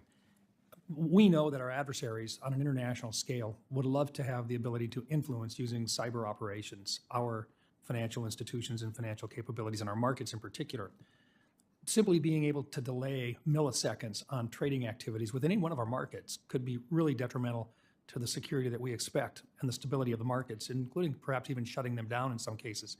Can you talk to us about what the threat of AI being used by other adversaries might be and the need for us to have a better system in place as quickly as possible to detect and correct those abnormalities that might be being used by adversaries in the future? Yeah, thank you, Chairman Rounds. That's a very important question because investor confidence and trust in our market, and you've heard it from other panelists here, is paramount to the way that we operate our markets. And whether it's risk introduced by AI or any other technology the bad actor might be using, we must have a very robust and mature info security posture, and we do at NASDAQ. It's a highly regulated institution. We have Reg SCI that we follow, and we also understand the role that we play in the market. So our CISO and Chief Information Security Officer uses the latest and greatest tools. He coordinates with industry and peers. This is not a competitive element for us with other exchanges. This is one where we share and we collaborate, and together we are stronger than alone when we're trying to defend our markets. And so being able to collaborate, share that information, making sure we have a mature posture, and very importantly, training our employees. So most of the risks are not introduced through the technology coming through our systems because we air gap them. They're very well designed. They're architected in a way that protects them. The most important element we can have is to train our employees on what to do, what to look for, and what not to do. I love rockers. We are a global company with 9,000 employees, so we take that responsibility very seriously, all the way to the CEO level, where we make it part of our town halls. Thank you. Thank you, sir. Senator Warner. Thank you, Mr. Chairman. I also just, all three of you sound like AI optimists, but you also said along the way, we got to have some structures. And I worry, I think back to where Senator Rounds and Senator Schumer were leading this effort where we had all the biggest names in AI. And remember, I think Schumer asked, how many of you all think AI needs to be regulated? Everybody raised their hand. Everybody's in favor of regulation until you put words on the page. And I worry that we're frankly going almost completely in the opposite direction of putting words on the page around some of this regulatory place. And I just worry, I think back, most of us would think if in 2014 we'd put some guardrails around social media, at least for our kids' mental health, we'd be in a better spot. We didn't. And social media is tiny compared to the potential that AI has. So I think I'll pick up where Senator Rounds left off, Mr. Cohen. I spent a lot of time on cybersecurity and the ability for a domestic, or Senator Rounds said, foreign entity to inject malicious cyberware in the training of the AI models could be hugely problematic. Talk about what And you just said, you're stronger with a group than individually. What NASDAQ is doing and what kind of public-private entity that maybe governs all the exchanges are looking at trying to set those cyber standards so that kind of injection into the model doesn't take place. Thank you, Senator Warner, for that question. Maybe I'll start with part two of your question, which is the public-private partnership. We believe the collective intelligence is incredibly important to solving these problems and solving them in a timely manner. And the example that I would give in the way that we're looking at it and we're trying to conduct it for financial crime, for fraud, which is a real drain on our economic system, is we have a solution by the name of Verifin. We make sure that we have a consortium of data that allows us to detect and identify patterns of financial crime that no single institution on their own would be able to identify, because we're looking at 650 million counterparties through a consortium of data in the cloud in a way that allows us to reduce false positives, but also identify. But is there an organization that's doing that? That's this collection of entities? I just think, again, if you can slow down trading by milliseconds, or somebody can inject into the training model false information, who is the entity that's supposed to be looking at that? And then also, let's assume something gets through. Who should bear the liability? Is it, I'm sure you're probably not going to say NASDAQ, but is it the AI developer? Is it the AI model that underlines that? Well, I actually do think there needs to be accountability, absolutely. And so your question on the markets, there needs to be accountability at the model level. It's just like an employee. If we call it a digital worker, it's a worker, and there needs to be accountability, and it's a highly regulated entity. I would just say that you would look at... Let me please just answer the question. Is there a public-private entity that is made up right now that are setting these guard rules across all the exchanges? Yes or no? We need one. We need to have that discussion. And if there was this AI-driven liability that found its way into the system, where should the liability lie? It would be shared across the entity that's responsible, as well as the entity that was responsible for the attack or for instituting that. Yeah, and so I don't fully understand that, but just let me see where we don't talk about maybe emotions. We know the criminal is involved. Price discovery. Yeah. Critical to markets. But it's very easily, you can envision, I apologize, I may not get to the other witnesses, but I got a lot of questions for you both as well. But just, you've got a series of AI models, and if they're all kind of trained on the same data, don't you end up then, you could have this kind of notion of price herding, because all the models are coming out with the same result, and then you got price herding as opposed to price discovery. Yeah, but we live with that today. Let's be clear about that. So the models that exist today in our markets that do not use AI, you have developers and engineers and quants that go from shop to shop to shop. The real key there, Senator, because we deal with these problems today, is to make sure that we have controls in place from whether it's a kill switch we have in the market that can stop something that we see initially and we can stop it very quickly, or the rules we put in place to make sure that they're testing their algorithms and testing any technology they put into the market adequately. But that happens today. This is not new. I wish I had heard from you. Yeah, but the capabilities. We don't have this multi-exchange collaboration set up yet, but we're planning on. What I'm hearing is it's still something that sounds individual firm driven. Well, this is a question for the SEC in terms of bringing the exchanges together in that way. But we have, over the last 10 years, the exchanges have worked collaboratively and said this is not a competitive issue. We need to come together, whether it's on AI and cybersecurity or anything that would affect price discovery. We do collaborate, but we also work with the SEC and FINRA on that. SEC and FINRA, part of their obligation is to bring us together and make sure that we can do that. My time's expired. I just want to get one last question. Just, is AI a difference in kind, or is it just, are you saying it's simply a continuation of existing technology growth? It introduces more complexity, more complexity into the market, more than we need to think about, but it's an extension of what we see today. Thank you. Senator Reed. Well, thank you very much, Mr. Chairman. And gentlemen, thank you for your excellent testimony. Mr. Kalinich, insurance companies are using AI now very intensively to underwrite new policies and to process claims. And one of the emerging issues that you have to deal with is climate change. How are insurance companies using climate science in their AI models? Is that being done regularly now? So it's being done increasingly now. So what they're doing is not just reactionary to a natural disaster that might be caused by climate, but they're actually now having monitoring out to try and predict when there's going to be a wildfire, or predict a hurricane, or predict flooding, so they can actually mitigate the risk before it happens. So when the hurricanes came in the southeast this year, they actually were in advance. They sent out drones that could actually start doing claims adjusting to get more accurate and more real-time loss data to get claims paid quicker and more precise. So as we go forward, we're going to need more climate data to enhance the model's abilities to predict and to react. And it seems that many of our research efforts are being stymied by the administration. So that Skynet there's a is dismissal of 100% climate safe. as a factor. But for insurance companies, it's dollars and cents. That's a Is that good right? one, Carla. So I leave Thank the you for that. administration and We should watch Terminator congressional this Friday. to you experts. With respect to the insurance That's what we're companies, though, watching on Friday. you Terminator. can only get insurance for That's this it. property or casualty or liability if the natural disaster possibilities are underwritten, which by necessity takes climate change into account. Yeah. So in order to get There you insurance, go. There companies you go, have to take that Tom. into account There you go. and evidence their best practices to address these critically important issues. And a great deal of the data, the research, et cetera, is from federal and other non-insurance sources. They're from a combination of different sources, correct? Thank you very much. Yes. Dr. Cox, the unemployment rate for recent college graduates was 5.8% compared to 4.2% for the overall population. It's kind of a reverse of when I was getting out of college last century, where you walked into a good job and you were on your way. LinkedIn's Chief Economic Opportunity Officer has warned that the bottom rung of the career ladder is breaking as AI increasingly handles tasks that would normally be young college graduates. If AI models eliminate many of these entry-level jobs, how will the next generation prosper, develop skills to move on if they can't get their first job? They should become Thank you for your machine question. operators. I've been in technology for a little while, and That's I've what seen Curtis trends Yarvin of says. ups and downs, hard markets to enter into with a college degree, good times to enter into computer science, for instance, and it varies. One thing that we've seen, we do research with economists at MIT as well as with computer scientists as part of our MIT IBM collaboration, and there is a growing body of evidence to suggest that AI doesn't eliminate jobs, but rather addresses certain portions of an occupation, or different tasks can be automated to different degrees, and that also in many cases that lower skilled workers actually are advantaged by having AI tools. It actually brings them to another level where they can be more productive. So I think it'll take certainly time. There'll be change in labor markets. Oh We're all, my God. learning. Oh, and if you believe that, I have a bridge to sell you. It's beautiful. You should buy it. Cash at me. Okay, this is what I just heard. This guy from IBM.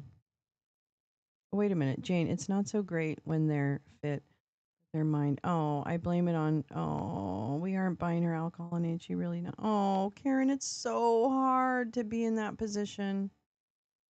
Oh, I'm so sorry, love. So sorry. So sorry. Badger's like fire. What is self-insure, Tom? Is that just to, save money or something? Is that what that is? No, I understand. Karen, as someone I drank for 21 years. In fact, this year was my 20th anniversary of being sober. Whoop whoop. But I know how hard it is. And I certainly can the additional complication of having someone who's going through when their mind is deteriorating in ways. That just has to be. I can't even imagine what that must be like. Oh, my love. I'm so sorry. I really hope that you are able to move through this and that she finds some peace as well because, oh, I'm so sorry. Just so sorry, love. We'll be you're in my thoughts. That's exceptionally hard. Exceptionally hard. We love you, Karen. You're a good soul. You're a good soul. Absolutely. Let's see. If you're doing Terminator, may I suggest Stepford Wives for midnight? You may. I love that movie. Let's do that. No problem, Neil. It's no problem. So you believe in climate change then? Yes. I'd love to see how toady-ish these guys are to Trump. Exactly. Set up a separate account and put the money you would spend on insurance premiums in there instead. You can do it if your home is paid off, but caution at the beginning. Interesting. That's very interesting. I mean, I wish I was that disciplined in my youth. I was terribly undisciplined in my youth. So, oh.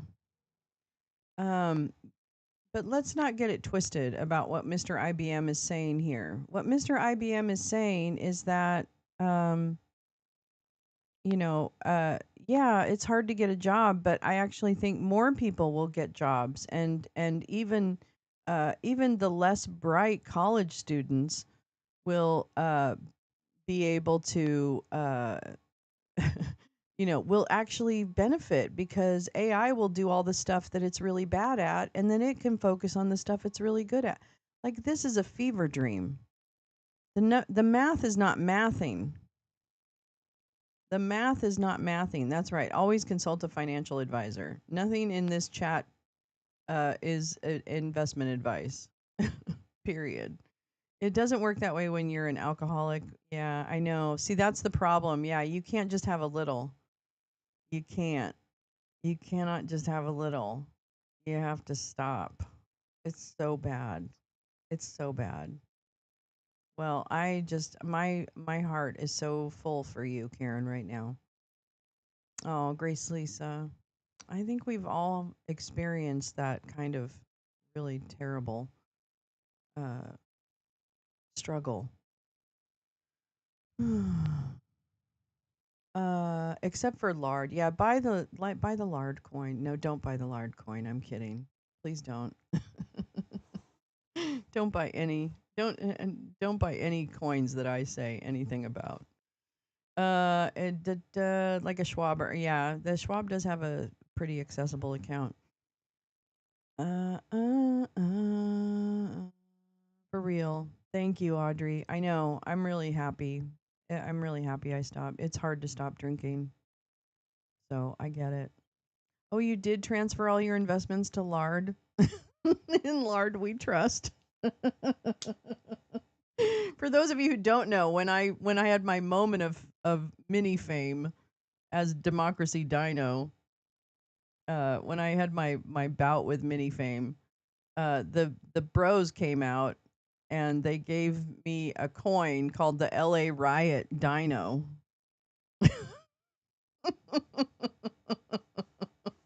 So they came up with an actual an actual meme coin that they tried to make take off. I don't know if it did or didn't. Anyway, it was the LARD coin, which I thought was particularly charming. The lard coin. Anyway, it's just a crazy. Yeah, I think it should be glow plug. Yeah, we should have glow plug as a coin. That should be. I don't know if you can do that with that many letters, but maybe you just call it glop. Just call it glop. You know. Oh, Grace Lisa, really happy to hear about your neighbors. And Paul J, you have an outpatient assessment tomorrow. I hope that goes well for you, my love. I hope that goes well for you. We love you. We assess you as being really amazing. How about that? Can you tell them that? Maybe not say that my friends on the internet said I'm amazing.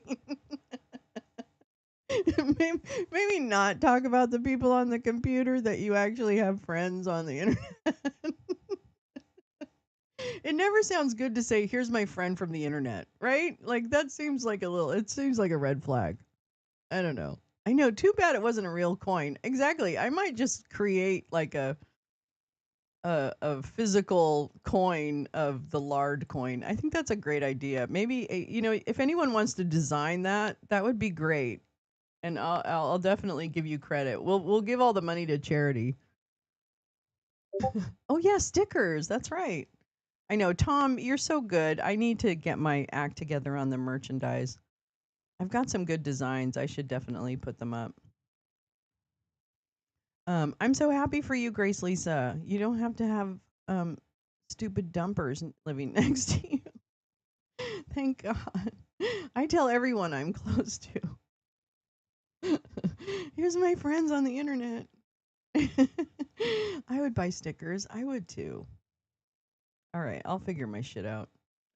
That may be part of why Carl is hesitant to reach out. My internet friend. Exactly. Exactly.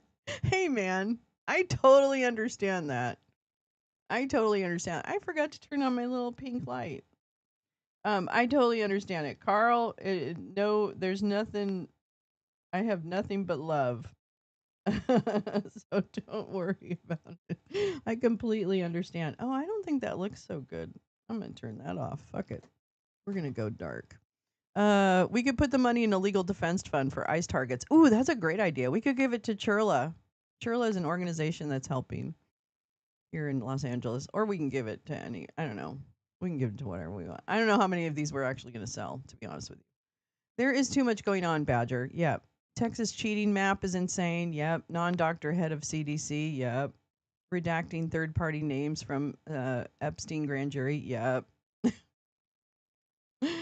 Oh, blue dots in a red county. Then you really won the lotto. You really won the lotto there, Grace Lisa. All right, let's listen to this moron. I'm not using that word anymore. Oh, by the way, we watched a really good documentary last night. I almost said it. We watched the eugenics documentary last night on Discord. It was really good. It's from 2018, but it's a PBS, so it has good factual information. It only goes up to a certain point in history, so it'd be really interesting to see from that point in history on about eugenics and how that's been invoked in every kind of campaign. Hi, Carrie. Good day, my love. How are you across the pond? So we watched this documentary last night, and I really was very uneducated about the history of eugenics in this country in particular, obviously used by Hitler as well, but inspired by America. Hitler was inspired by the Americans on their use of eugenics. So imagine that. Even to the point of denying Anne Frank's transport to the United States for asylum. So it was really good. But what happened was one of the origin of the word moron actually comes from a patient and the classification of mass amounts of people as quote unquote, and this is their term, feeble-minded, where they were stripped, people were sterilized forcibly, they were institutionalized forcibly, all that. And the term moron was is a eugenics term to describe a certain level of development. And I had no clue that was the origin of that word. So I really am not going to use that word anymore. And it really struck me, So anyway, I just wanted to stop myself and explain that. Yeah, I feel really got educated on that, and I really appreciate those moments, right? Like I really fucking appreciate those moments where I can try to be just a little bit better than I was before. Oh, I'm glad you're good, Carrie. I'm glad you're good. I'm doing it for the F2F support group. Good. I hope good. I hope it really goes well, Paul. We'll really be thinking about you. Hang in there. We got it. We got to send out a lot of love to the loungers, okay? We've got a lot of loungers who are having a rough time right now. So send out all the love you can energetically to the loungers who need our support. Okay, sorry. Let's see if he has anything else to say.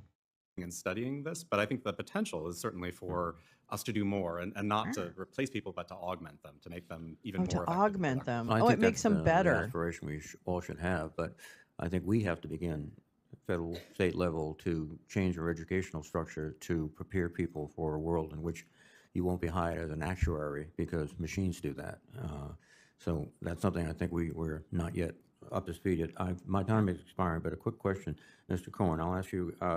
We recently, in our big, beautiful bill, Teresa, where are you? so to speak, we're debating the prohibition of states from creating their own AI regulation.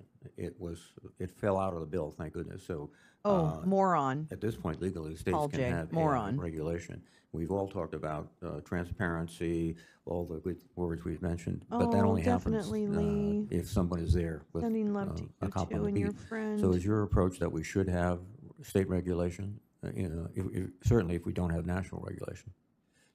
Our concern would be if there isn't alignment and harmony on the regulatory front, then it introduces complexity and won't bring the balance between innovation and safety. And so we would not want to see a balkanization of regulation. We wouldn't want to see it at a state-by-state level because, again, that would probably impede innovation and keep some players out from actually experimenting. And So that was an advocacy for the piece that's one of the pieces of contention in this whole conversation is the role of states in overseeing AI development. And I imagine that has a host of implications. I imagine that's like environmental for the impact of AI generative, plants and shit and all the electricity that is needed to also draw down, right? And what the impact to the grid, all these things. So there's a lot of structural issues with states and localities, I could imagine. There is, the bias. If there's a measure of the bias within the AI, I could see a state wanting to, an AG wanting to regulate against that, or to sue the federal government or whoever if the AI is, whatever. So I think this is really interesting because what this is doing, what the end result of that is, when they cut the state out of it, right? When they push them out, that means less protections for the individual.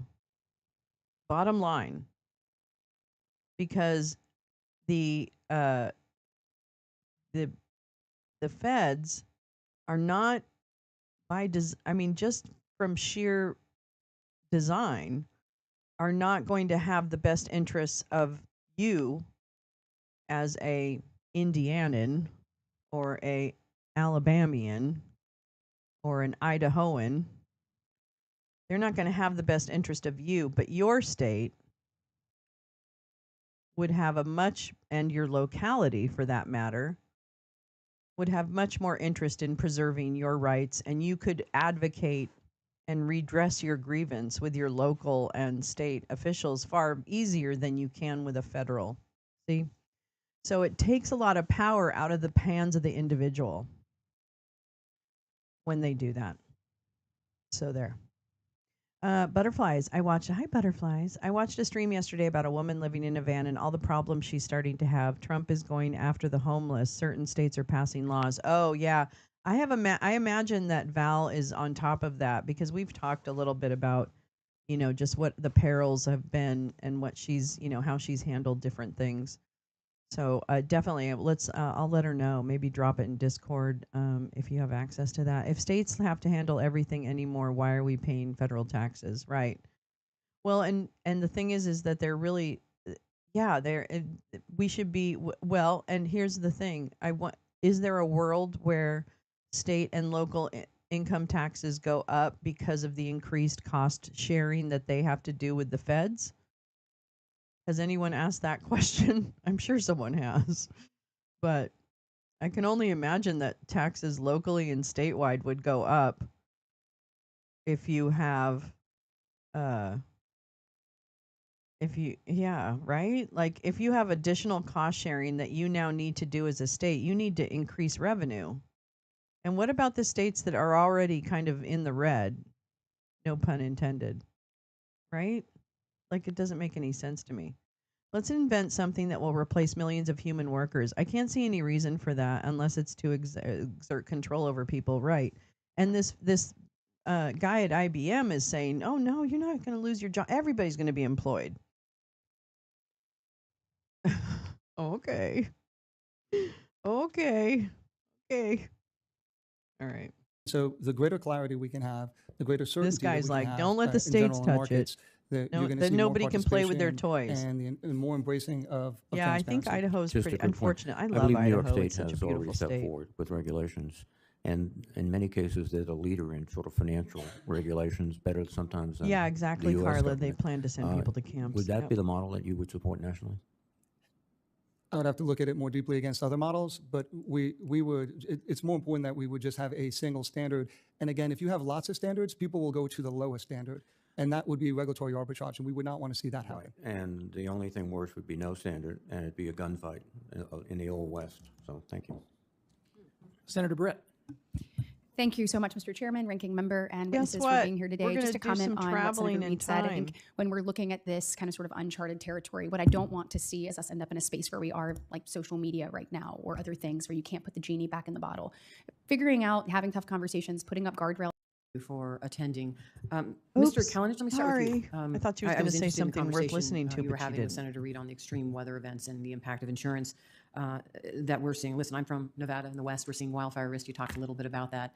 I'm interested in how you think the AI, third-party AI systems, or AI in general, can help us bring some predictability and certainty around this extreme weather. Let's take wildfire Butterflies, risk. that's not To freedom. address what we are seeing is the high cost now for insurance. That's Do you think that ridiculous. AI has the ability, if we are incorporated into this analysis, to lower costs for homeowners and bring some sort of affordability for the insurance they need now due to extreme weather risk?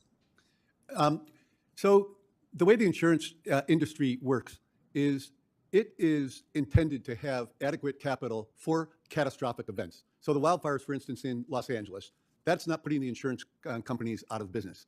The issue with insurance companies is the concern about two things: systemic aggregated correlated risks, particularly with respect to like wildfires, and second, the unknown unknowns.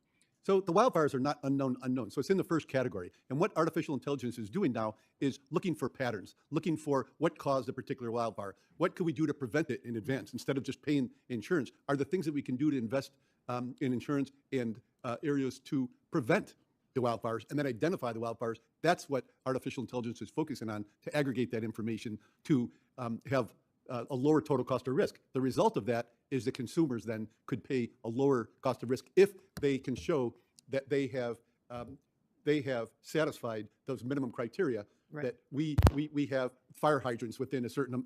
Well, let me just say, because that's what we're looking at right now. How does a homeowner show that they're mitigating that risk now, right? Right. And so and my hope is that as we are dealing with these wildfires, we are focused on mitigating that risk, preventing these wildfires, and ensuring that we're doing everything we can to reduce the fuels right around a home, or we're creating fire breaks. We're doing everything we can to protect the structure, and a homeowner invests in that, then that is a mitigation that helps them lower their insurance costs. I'm hoping that is taken into consideration. We're trying to take that under consideration, combined with also the utilities too, because utilities are a huge part Right. to have to prevent that. But the homeowner should get the benefit of that when we implement those best practices. Okay, Yes. thank you.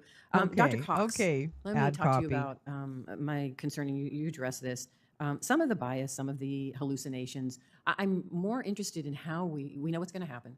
How do we, say for instance, put in place an auditing system to audit and catch that I think bias? UBI Or how do we makes put sense. controls in place to identify when a hallucination occurs? Those are the things that I think, as we look at guardrails. I know that, we've seen historically that when we have stimulus, when we have other things that put money in the pockets, like real money, not just a fake money, but real money, not tax credits, not any of that. When we put that money back into people's pockets, like cutting the student loan payments, do you know how much disposable income that then gave that generation of students or former students? Like when you put money into the economy, which is probably represents a far smaller investment than some other stupid programs, imagine what that does to your economy. You have people buying and selling and trading and flow and all that kind of stuff. We have seen time after time that it makes more sense to do something like that. So I don't know the numbers, I don't know the math, but to me, it's an idea that needs to be really thought seriously about and explored, because my goodness. Yes, poor buggy whip manufacturers. I can't help but think that a lot of the side issues brought about by AI should have been sorted out by now. Nope. And not treated as, oh, we'll do something to mitigate that. Don't worry. Yeah, I agree. Like, this is why they don't want to be regulated, Neil.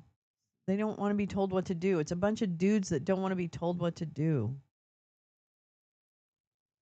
Ugh. My daughter said the smoke in Minnesota was really bad coming from Canada. Okay, our Canadian friends are very sensitive about the wildfires, so let's not say too much about that. I bet you California sent some smoke into Canada. Probably. I imagine. Yeah, we'll let AI figure that out. Right. Why don't we ask AI?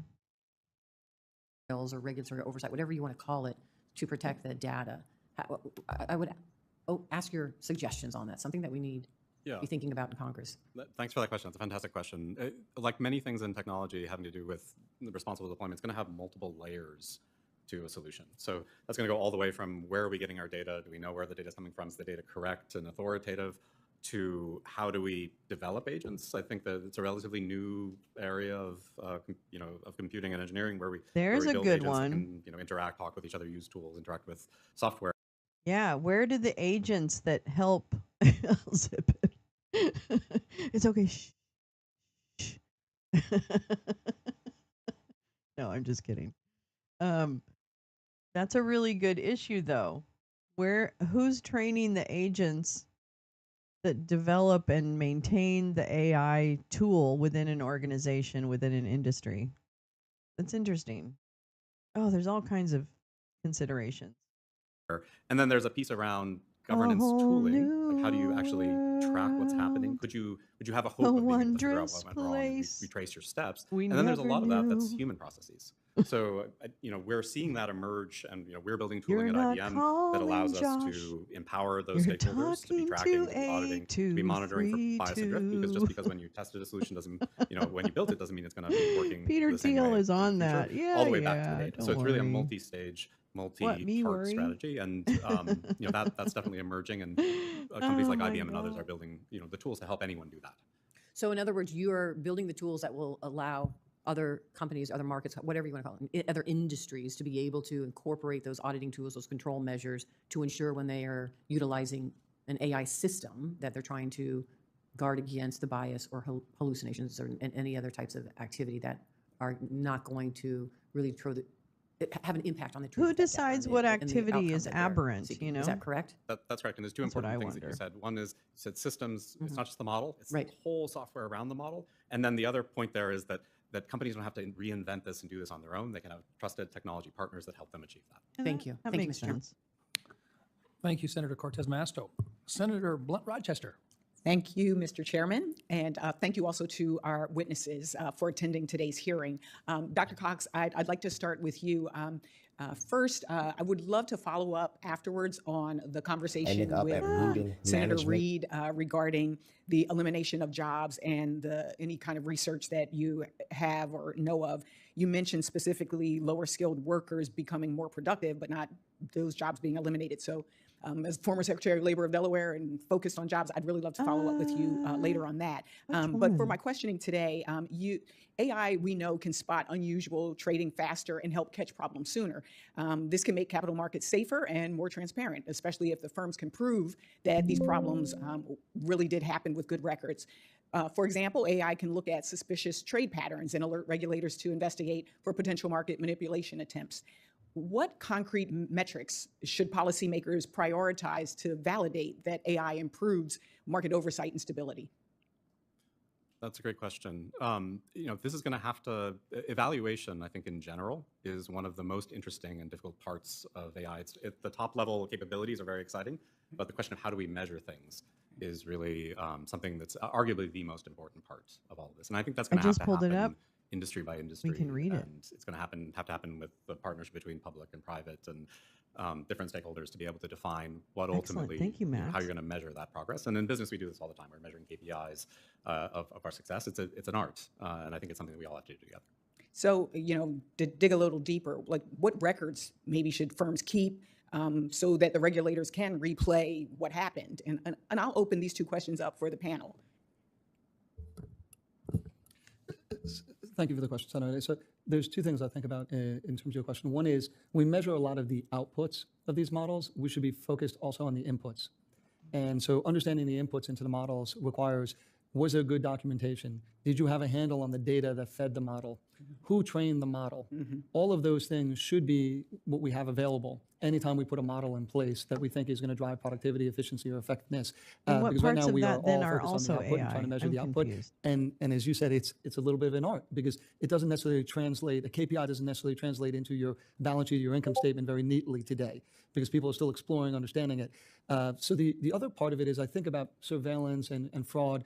I think we would continue to use the KPIs that we look at today. So for example, for our fraud solution, we focus on operational efficiency and operational KPI, effectiveness. key Operational performance efficiency is indicator, false like what positives. data do you Is the look at to model see if allowing something's us to reduce successful or false not? positives?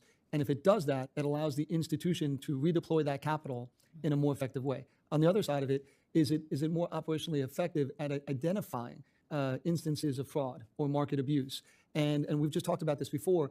As good as we will become with our own AI modeling, and that will be the extra layer of defense. So AI will be a layer, a fourth layer of defense for us in that regard. But that's where that public-private partnership is so important because it comes down to the data. How much data do we have to measure what we're looking at? And do we have enough data to identify it across the entire financial system? You know, one of the concerns I have is for those who are smaller companies or first-time investors, you know, we know that this could maybe lower the cost and be an equalizer. It can tailor the needs to them. And we're talking about outcomes. We know we should measure this with outcomes and not promises. Mr. Cohen, which results should we track to show AI is truly widening access? And if you had to publish one metric each year, what would it be? So in Nasdaq, we don't serve the retail community. We're not a consumer-facing company in that regard. But the metric we look at is very simple for us in terms of the market. It's the quality of the markets. And we look at the quality of markets in two ways. One is is the bid-ask spread for these companies what it should be? So is the quote quality for all of the listed companies on Nasdaq tight and available and liquid so investors can get the best experience, number one. Number two, we're also focused on the depth of that liquidity through the entire market. We do not want to just see the top 10 companies in the world be the most liquid and then everybody else really suffer from the lack of liquidity and the lack of market quality. So we are putting programs in place to ensure that we democratize market quality. That's really important to us across the entire spectrum of small, medium, and large companies so investors can benefit from investing in whatever company they want and not look at the ecosystem and understand, well, you know, the top side, if you will, the top side looks much more attractive than the last 100 companies on NASDAQ. That we think about a lot. Thank you. I have questions for the record and I yield back. I'm going to go ahead and stop us there. I do want to read this article. Thank you, Max. So I'll make sure I link this hearing in the good old description. So you will have that. And then also there is another hearing that is on the USDA or something like that. But I'm not sure I'm going to have time to do that one today. But I will link that as well. Go get rid of that. Bye. Bye. Bye. Okay. Now, this is a max find. Oops, that didn't do it. There we go. Doggy pilled. Doggy pilled. Look at him. Dork. Okay, this is a Bloomberg piece from yesterday. Luke Ferreter could have been an artist or a builder or someone dedicated to seeing a great historical mystery through. Instead, he wound up at the Department of Government Efficiency, slashing, dismantling, undoing. I have trouble absorbing information unless I read it or take notes, but I appreciate that you read it. Absolutely. Yes, and I appreciate that too. I think it's for me it actually helps me to read it too. So to be a little bit selfish, I'm actually like happy to read things because it helps me get them in my brain. No, my browser doesn't like the Discord link. Any ideas? Well, there is the app. There's a Discord app that you can download on your desktop. But I don't know why it wouldn't like. Oh, you know why? Actually, Grace Lisa, I know. It's because the Discord regenerates the links like every few days or something. Do you mean to the I'm going to go ahead and just drop a link right now for the Discord. Hold on. Hold on, everybody. Don't worry. I'll be right there. Dun dun dun dun dun dun dun dun dun dun dun dun dun dun dun dun dun dun. Okay, shh. Discord link. Dun dun dun dun. Dun dun dun dun dun dun dun dun. There. Maybe that would. It might be worthwhile. It might work. I don't know. Can't even talk. There are fires across the prairies in northern Ontario. They're the result of climate change, drought, and huge boreal forests. Thank you. I apologize for making your beautiful message a song. Sorry. Where'd I go? Where'd I go? I've got a couple of other things to read too. Wait, where'd I go? Huh? Wait, what? What happened? Did I do something wrong here? Did I do something wrong? Did I? I did. I did, didn't I? What the heck and what the blurkas?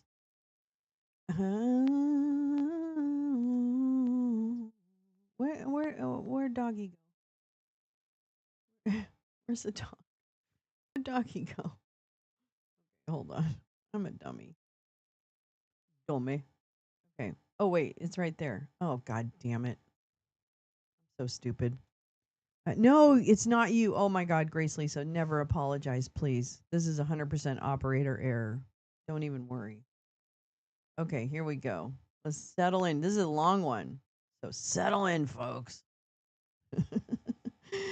Before he was called a patriot and a traitor for following Elon to Washington to join Doge, before he was hired by the U.S. government despite a resume that would have been previously rejected, before he was granted extensive access to sensitive data and invited to brief the country's vice president, before he met his Twitter heroes in Silicon Valley, before he became a Teal Fellow, which required him to become a college dropout, before he was celebrated internationally for using AI to help detect passages in a scroll charred by the eruption of Mount Vesuvius, before all of that, Luke Ferreter, now 23, was a homeschooled kid in Lincoln, Nebraska, who called himself Luke the Coder 64. Back then, he responded to the prompt, "You know you're a nerd when," with, "You listen to White and Nerdy by Weird Al and think it's a biography of you."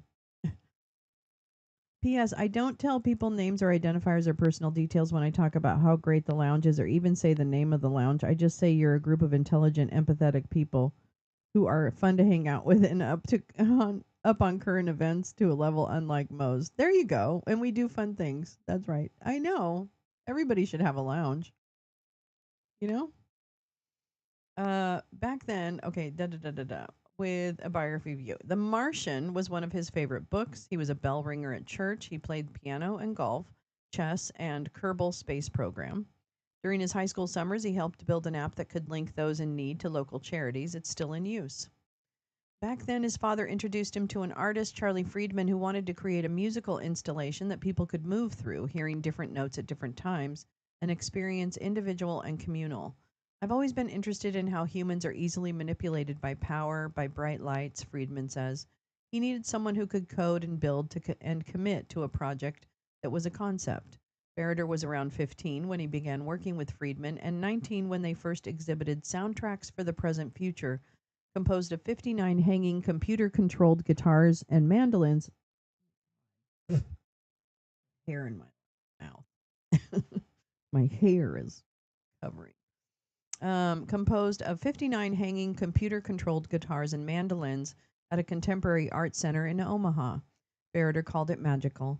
It was featured on public television in Nebraska and traveled to museums around the country. Friedman always referred to Ferreter as the exhibition engineer. Being around artists allowed Ferreter to see how they approached their careers, how they approached their lives, he said in a university news story. It really rubbed off on me, I think.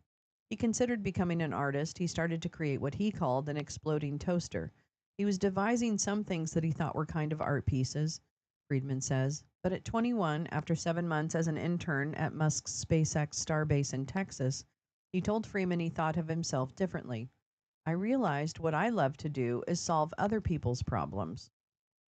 Oh, that's pretty cool. Farrader was an inquisitive, uncommonly talented, and sometimes obsessive young man. He had opportunities. He had people who cared about him, and those people had ideas of what he might achieve. Their ideas had nothing to do with Washington. Maybe Farrader didn't know that his decision to help the man he so admired try to slash the government spending would mean disappearing from his own life, working secretively but appearing in court documents. That it would mean disappointing and angering some, thrilling others. That in trying to solve one problem, he would play a part in creating chaos and distress and fear. Those he knew would not always be spared. His community in Lincoln would be cleaved. Maybe, in some in his hometown say, he didn't know there would be consequences. I don't know. We'll find out how much money they've had. Luke Farrader is the eldest of 4 children raised in a modest house, there you go, with an American flag out front and a workshop in the basement. The family posed there for a photo. It's on his father's Facebook page. Farrader's mother, Tracy Slocum Farrader, is a physician who calls herself a patriot. Uh-oh. She wanted to create an animated show, Rennie and Bo, about America's history. Michael Medved, the conservative radio host and author, was a special consultant. Well, there you go. I think America is the greatest nation on earth, and I think it's okay to teach that, she said in a Kickstarter video in 2015. That doesn't mean we think any less of other people, but we do, or other countries, but we do. Her campaign fell short. Farrader told friends she was the best person he knew. Second was his father, Shane Farrader, a mechanical engineering professor at the University of Nebraska Lincoln, who for much of his son's childhood developing a miniature surgical robot with millions of dollars in federal funding. It was launched on SpaceX Falcon 9 and tested on the International Space Station last year. In a talk titled Don't Measure Cut Twice, oh my lord, he said everyone should be making something. Making is a better way of thinking. At the end, he showed photos of his 4 kids doing just that. Lincoln is a university town, the capital of the state, center of the Silicon Prairie. Its open skies, affordable homes, good schools, liberal-leaning politics, refugee resettlement programs, some 300,000 residents. It's about 5 hours by plane from either coast, and for some, this is an opportunity of geography, a chance to distinguish themselves. Shane Farrader is among them. Jeff Rakes is too. He grew up in rural Nebraska, left for Stanford University, Microsoft, the Bill and Melinda Gates Foundation. He designed and later helped fund the Jeffrey S. Rakes School of Computer Science and Management at the university, an honors program with an honor code. The students, their numbers hover close to 40 a year now, are called the best and the brightest. The university publishes their names, and Nebraska business community takes notice. Posters of the Rakes School 6 core values hang in the building where the students live and study. Graduates can still recite them. Among the principles, follow through on your commitments, understand the impact of your words and actions, never sacrifice quality or integrity, commit to empathy. The school maintains a robust diversity, equity, and inclusion statement. Oh, well, not for long, not after this article. It's a classic case of pulling up the ladder themselves. The father benefited a lot from federal programs. Exactly. Thank you, Max. Yeah, patriot is another trigger word. My Luddite, what's other half? Came home now and heard Lolo's name and said, Carrie, is the computer talking to you? Yes. Yes, I am talking to Carrie directly. And we adore her. Okay, just so you know. Take care of her. Be good to her. Which I'm sure you are. Okay. Posters of the Rake School. Among the okay, we already did that. Every alum lands a job or a place in a graduate program soon after leaving Rakes, according to the school. For most, being selected for cohort 2020 was an achievement in and of itself. For Luke Farrader, it was the path of least resistance, he later told a reporter. It was also close to home. During his first year, he invited friends to campfires there. Farrader's family would sometimes join the parties. Friedman describes them as open-minded, intelligent, sparkly, the kind that a homeschooled kid might want to stay around. Members of Cohort 2020 came to realize that, unlike them, Farrader was at Rakes because his parents wanted him to attend. School was never a priority for Luke, and that was well understood, one classmate says. Unlike them, Fareder challenged professors about assignments and skipped classes to work on a music project to work on the scrolls. It's what kind of set him apart because he would just grind on side projects and learn, said it's another classmate. He calls Fareder cracked. For coders, that's a compliment. Fareder didn't always invest himself in group projects. Some classmates say, oh, I have to. Is Lolo in the room with us right now? Maybe. I don't know. Didn't always invest himself in group projects, some classmates say. Rakes is supposed to be all about collaboration. The program culminates in a project meant to solve a real problem by a company or for a company or organization. In November of his senior year, Fareder told his group that he would likely drop out before theirs was complete, according to one of them. They did just fine without him, winning second prize as what's known as the Design Studio Showcase.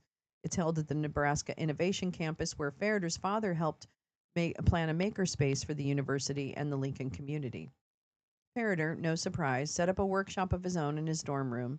I had a suspicion that if I needed to part for anything, there was a 90% chance he would have it, says a classmate who asked him for help with her own side project.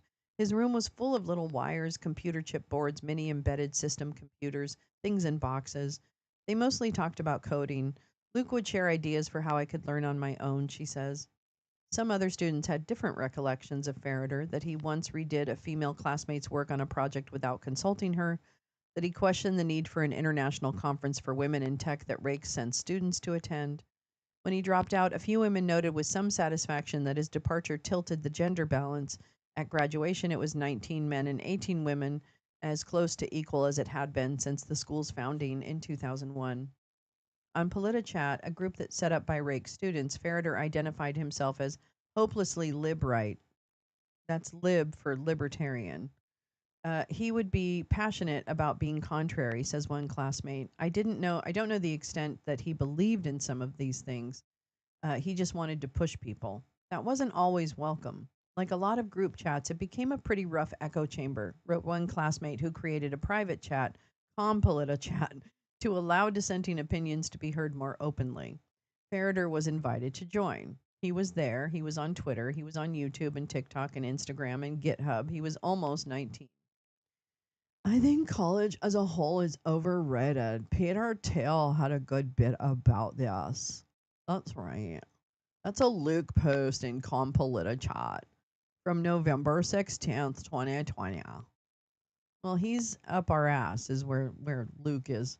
Fareder's political discussion seemed to mirror his own Twitter feed. Among its prominent figures were the Silicon Valley venture capitalist Mark Andreessen and that pig who would go all in for Dump in 2024, Peter Thiel, the libertarian fuckwad who helped Trump's first campaign, and Elon Musk, the mess. He thought Musk was the closest thing to Iron Man. See, this is it. This is the limbic. What is it? Carrie, did you say that yesterday? The limbic? Or maybe it was someone else, but yeah, nailed it. Ay. He loved that Musk was pushing the envelope in all these ways, says one classmate. I remember at one point Musk was going on a big series about how everyone needs to have more children, says another. Fareder started talking about that in PolitiChat. I remember thinking, why is this something we're talking about? What he talked about was based on the whims of his algorithms. We were participating more in university life. Fareder's circle at Rakes telescoped over the years. I think I could describe him as becoming more narrow, a classmate once close to him says.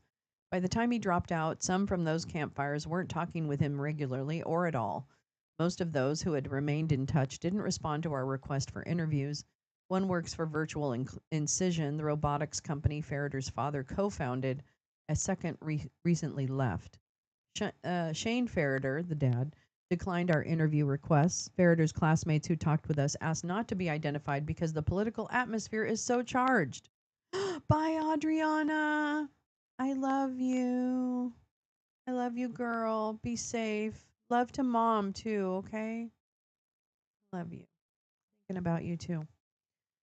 Fareder didn't respond to several requests for an interview to answer our written questions, but in early 2024, he did speak with Bloomberg Businessweek for a cover story about Vesuvius Challenge, a competition to identify letters and words in the ancient scrolls. And right up until the presidential inauguration, he was very much online. We have glimpses of a young man's life refracted over time, his confidence and ambitions appearing here and there, his desire to be noticed, be weird, belong, be close to his heroes.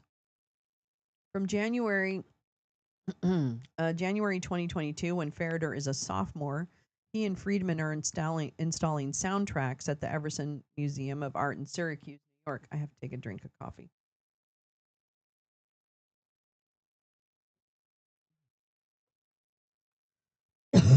Excuse me. Okay. He and Friedman are installing soundtracks at the Everson Museum of Art in Syracuse, New York. Dozens of hanging guitars and mandolins play Satyagraha, originally an opera by Philip Glass.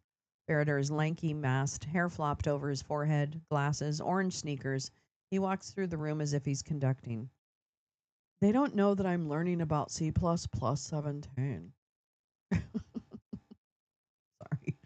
As Cohort 2020 began their junior year, Ferreter interviewed for a semester-long internship at SpaceX. They asked me all about the guitar project, he told Friedman. He had to solve a math problem in a matter of days. He barely left his room. Someone visiting Ferreter's suite mate saw that Ferreter had written calculations all over the mirrors. It could be that the problem demanded that intensity, the classmate says. It's also true that Luke would hyperfixate on a project.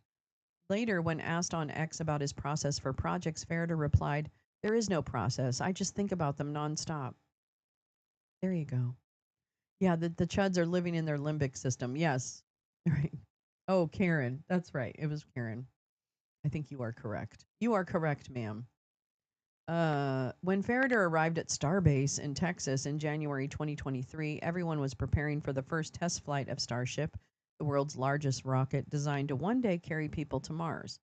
Ferreter was assigned to the Launchpad software team. He later described his work to Businessweek as chaotic in the best way possible. He said he'd found a fuel leak on the pad a few weeks before the April launch. I know.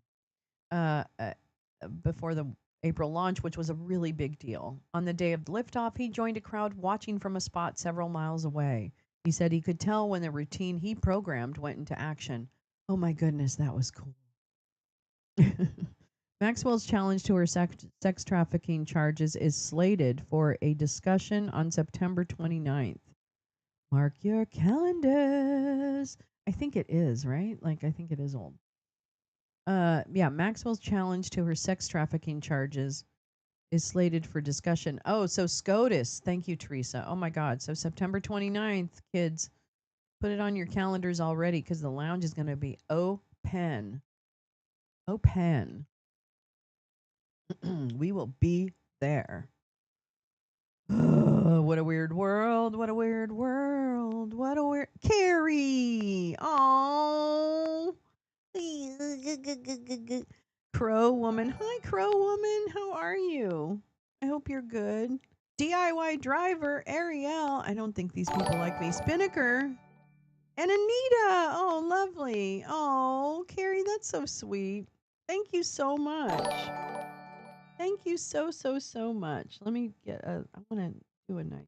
Let's see. Which. Oh. Oh. Oh. Oh man, it's not even showing the things. Hold on. That makes me mad. I'm gonna rerun them because that's the kind of bitch I am. I wonder if you can. Oh wait, maybe I can't. Dang it. Oh, Carrie, hold on. Rocking round the lounge. There we go. Down. Yeah, she does. Finding the facts so fast. We make The fun times last on Lolo's Lounge. Lolo's Lounge. The best damn friends in the whole damn town. Carrie, thank you so much. You're so sweet. Oh. And look, a lot of our friends got them. I don't know some of the other people, but that's fine. New friends. around the lounge. Shutting the fascists down, finding the facts so fast and make the fun times last at Lolo's Lounge. The Lolo's Lounge, the best damn friends in the whole damn town.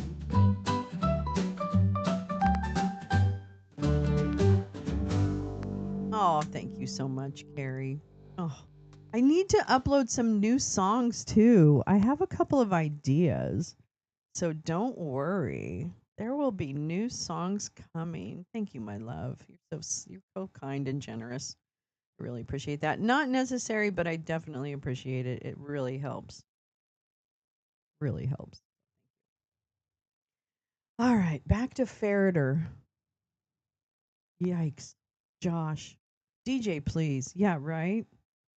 You guys are going to have to throw out some favorites in Discord. You know what I mean? Because I can pick them, sure, but you might want to throw some favorites in Discord because let's see what we can do. That'd be kind of fun. I think that'd be kind of fun. I don't know. Call me crazy. Let's see. When the rocket blasted off, concrete chunks of the launch pad flew in all directions. Debris spread for miles, and shockwaves shattered at least one window in a nearby town. Minutes later, Starship spun out of control, and SpaceX had to blow it up. Tell me another news program who have tailored songs for the audience. Go ahead, I dare you. Right? MSNBC isn't going to do this. All right, okay, all right, okay. Oh, they had to blow up the big penis. Oh man. Oh man. One morning in March, while driving to Starbase, Farrader heard Nat Friedman, former chief executive officer of GitHub, describe the Vesuvius challenge on a podcast. You don't have to learn how to type. That's the beauty of this life. Nobody's judging. Absolutely not. Down with MSNBC. MSDNC.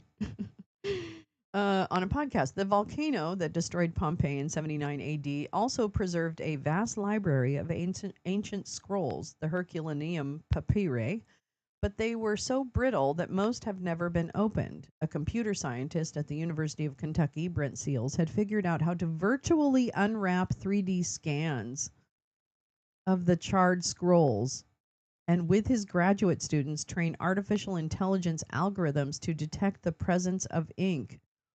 What?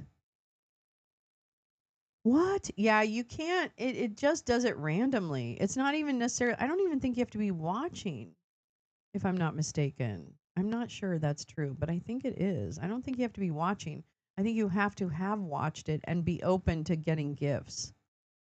It's so random. I think it's random. I know, but I really adore it. It's so lovely of you to do that. I really do. And you end up giving them to a lot of our friends, which is so sweet. So it's working. Whatever you're doing, girl, it's working. Good karma. Now they were making those scans and data available and offering prizes to anyone who could extract the first words and passages. I think there's like a 50% chance that someone will encounter this opportunity and get the data and get nerd sniped by it, and we'll solve it this year, Friedman said. And Farrader was like, oh my goodness, that could be me. He thought to himself, you can win money. You can meet Nat Friedman. You can make an impact on history. It's supposed to be viewers, and there's only 12. That's weird. I don't know. Oh, I thought you didn't have to be watching, but maybe I'm wrong. Farrader began working with the scans and during evenings and weekends posting his progress on the group's Discord, GitHub, and sometimes Twitter. So did some 1,500 other people. Business Week called them a volunteer army of nerds. You know what's interesting is that imagine this. It's an ancient scroll, right? Ancient scroll. And it's like wrap, wrap, wrap, wrap, wrap, wrap, wrap. You're telling me that AI can virtually unwrap that? I don't get that. Like, my mind is blown. Like, how does it know what it says? Okay. In mid-October, Farrader accepted the first Letters Prize and a $40,000 check at a press conference at the University of Kentucky. He found the word porphyris, or purple. It's a funny story, he said. Late one August evening, he was at a friend's birthday party sitting in a corner. He got a text alerting him to a new piece of scroll to work with, and he ran his detection algorithm on it. When he checked his phone later, he could make out 3 letters. His reaction, oh my goodness, Holy cow. I just completely freaked out. I almost fell over. I almost cried. He sent a screenshot to JP Posma, who was managing the contest, and to his family. Okay. On stage, Ferreter said the next challenge to identify 4 passages by the end of the year for the grand prize was absolutely doable. Before Ferreter left Kentucky, a filmmaker in Naples, Italy, interviewed him over Zoom for a documentary about Seal's year-long effort, The Library of Darkness. Posma told him, "You need to drop out of school, kid. You've got better things to do." Oh boy. Thank you, Posma. That you're the one we should blame. Fantastic. Later that month, Ferreter traveled to Los Angeles to help Charlie Friedman install soundtracks at Azusa Pacific University. Afterward, Ferreter told Friedman he wasn't going back to Lincoln right away.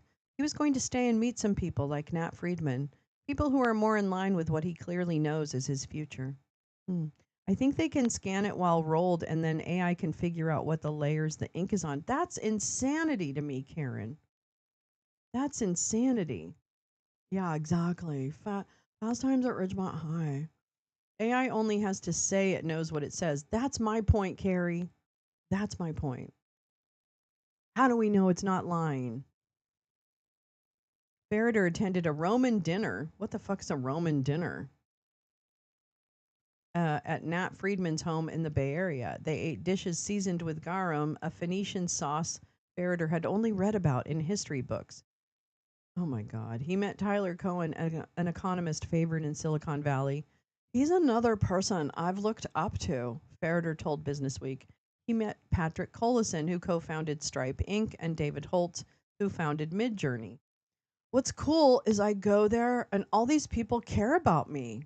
Oh, well, that's a loaded statement right there. So this kid doesn't feel loved. Okay. Hey, mom, are you listening? Because this kid does not feel loved.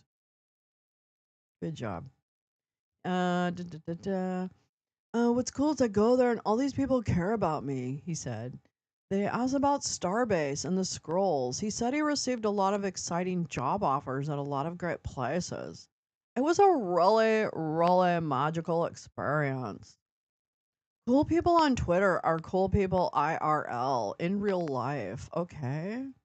Sorry, he's probably not really a Californian. He's from Nebraska, but I don't know. You get the point. When Ferreter speaks to Businessweek in January 2024, it's winter break at Rake's. He's in his parents' basement, computers in the background, family photos on the wall. He knows that along with the 2 graduate students in Europe, he's won the Vesuvius Challenge grand prize. They had teamed up and will share the $700,000 prize. The announcement will come in early February, and with it, more recognition, more invitations, job offers, and Ferreter hopes a place in history. People are going to write Wikipedia pages about this. Yeah, for reals. He also knows he's won a grant from Cowen's Emergent Ventures that he'll use to travel to Europe. Ferreter says that when they'd met in California, Cowen was like, "Kid, you've got to see the world." One of the Ferreter's sisters will join him, about to fly to Europe. I hope they have a Diet Coke, he posts on X.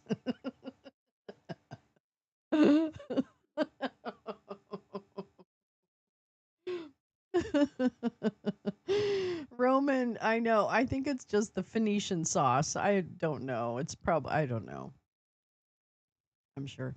And he knows that he's leaving school and moving to Palo Alto, California. He can't share what he'll be doing, only what he's not, working for SpaceX. It's the only big tech company I'd ever want to work for. It's definitely the best company in the world, in my opinion, he says. But he doesn't want to be what he calls another level 2 software engineer working on some very specific subset of the locks. Good for those people, though. I know them and they're great.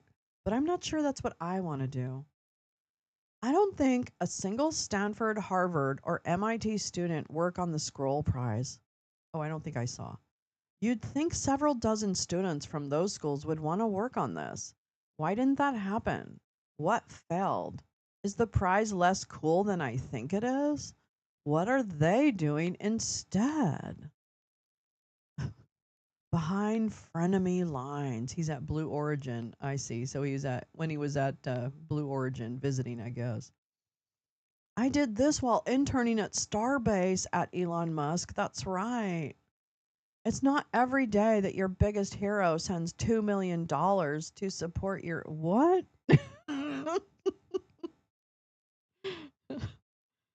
Okay, what? It's not every day that your biggest hero sends $2 million to support your archaeology passion project. But today is not every day. Thanks, Elon Musk. February 2024.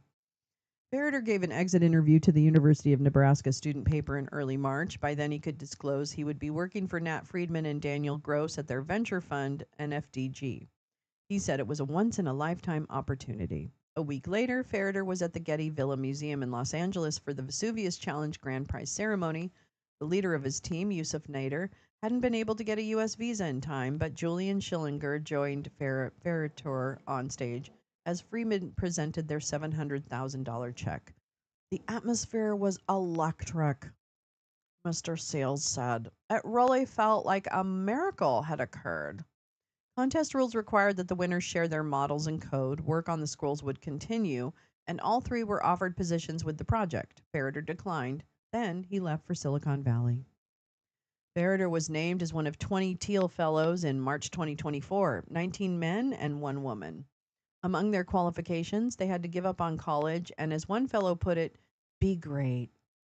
They got $100,000 and access to a Silicon Valley network. Teal, who started PayPal with Musk and others, is a major shareholder in Palantir Technologies, began the fellowship in 2011 almost as a lark.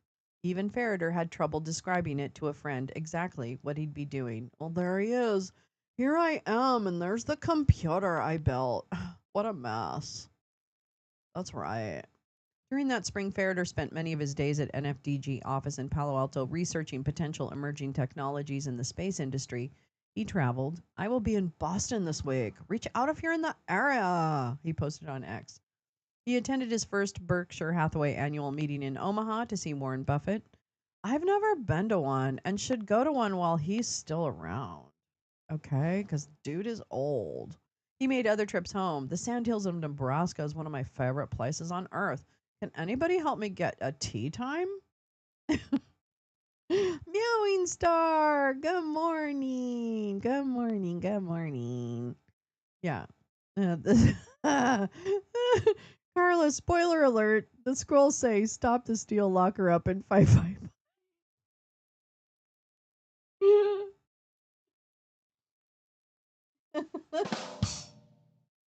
That's very funny. That's very. Hi, Val. How are you, darling?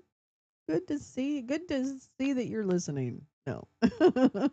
Parents, don't fuck up your kids and let them be assholes. Parents, please don't raise kids who turn out to be Nazis.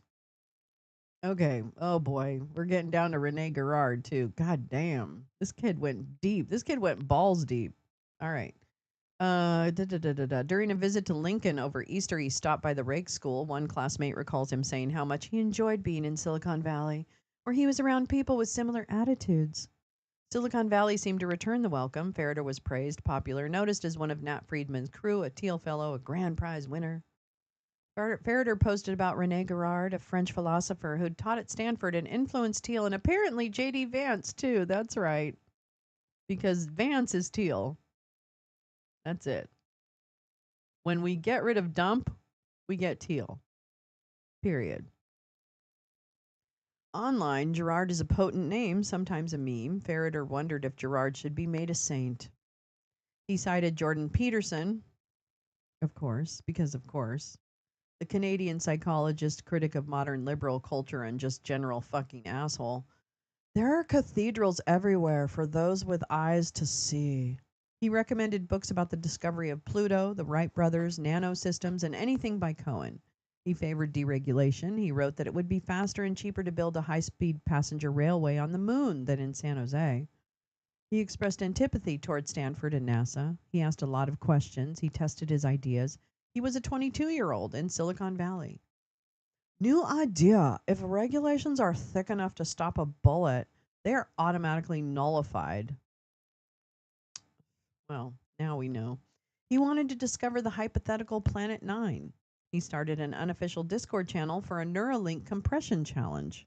Musk co-founded the Neuralink Corp. He continued to work with the scrolls. The Vesuvius Challenge is ongoing, with more prizes in the offing, once posting that he'd be live streaming his efforts while delayed at an airport. There you go. Let's do a Diablo X Scrolls collab stream, Elon Musk. And this is from someone else. Will DePo? Who the hell is that? Based and scroll pilled, unbelievably bull signal. At Luke Ferreter is gonna win. Mattress, RGB monitor, IKEA train set, 1070 GPU to solve scrolls is all you need. I'm sure that's really funny among a certain population.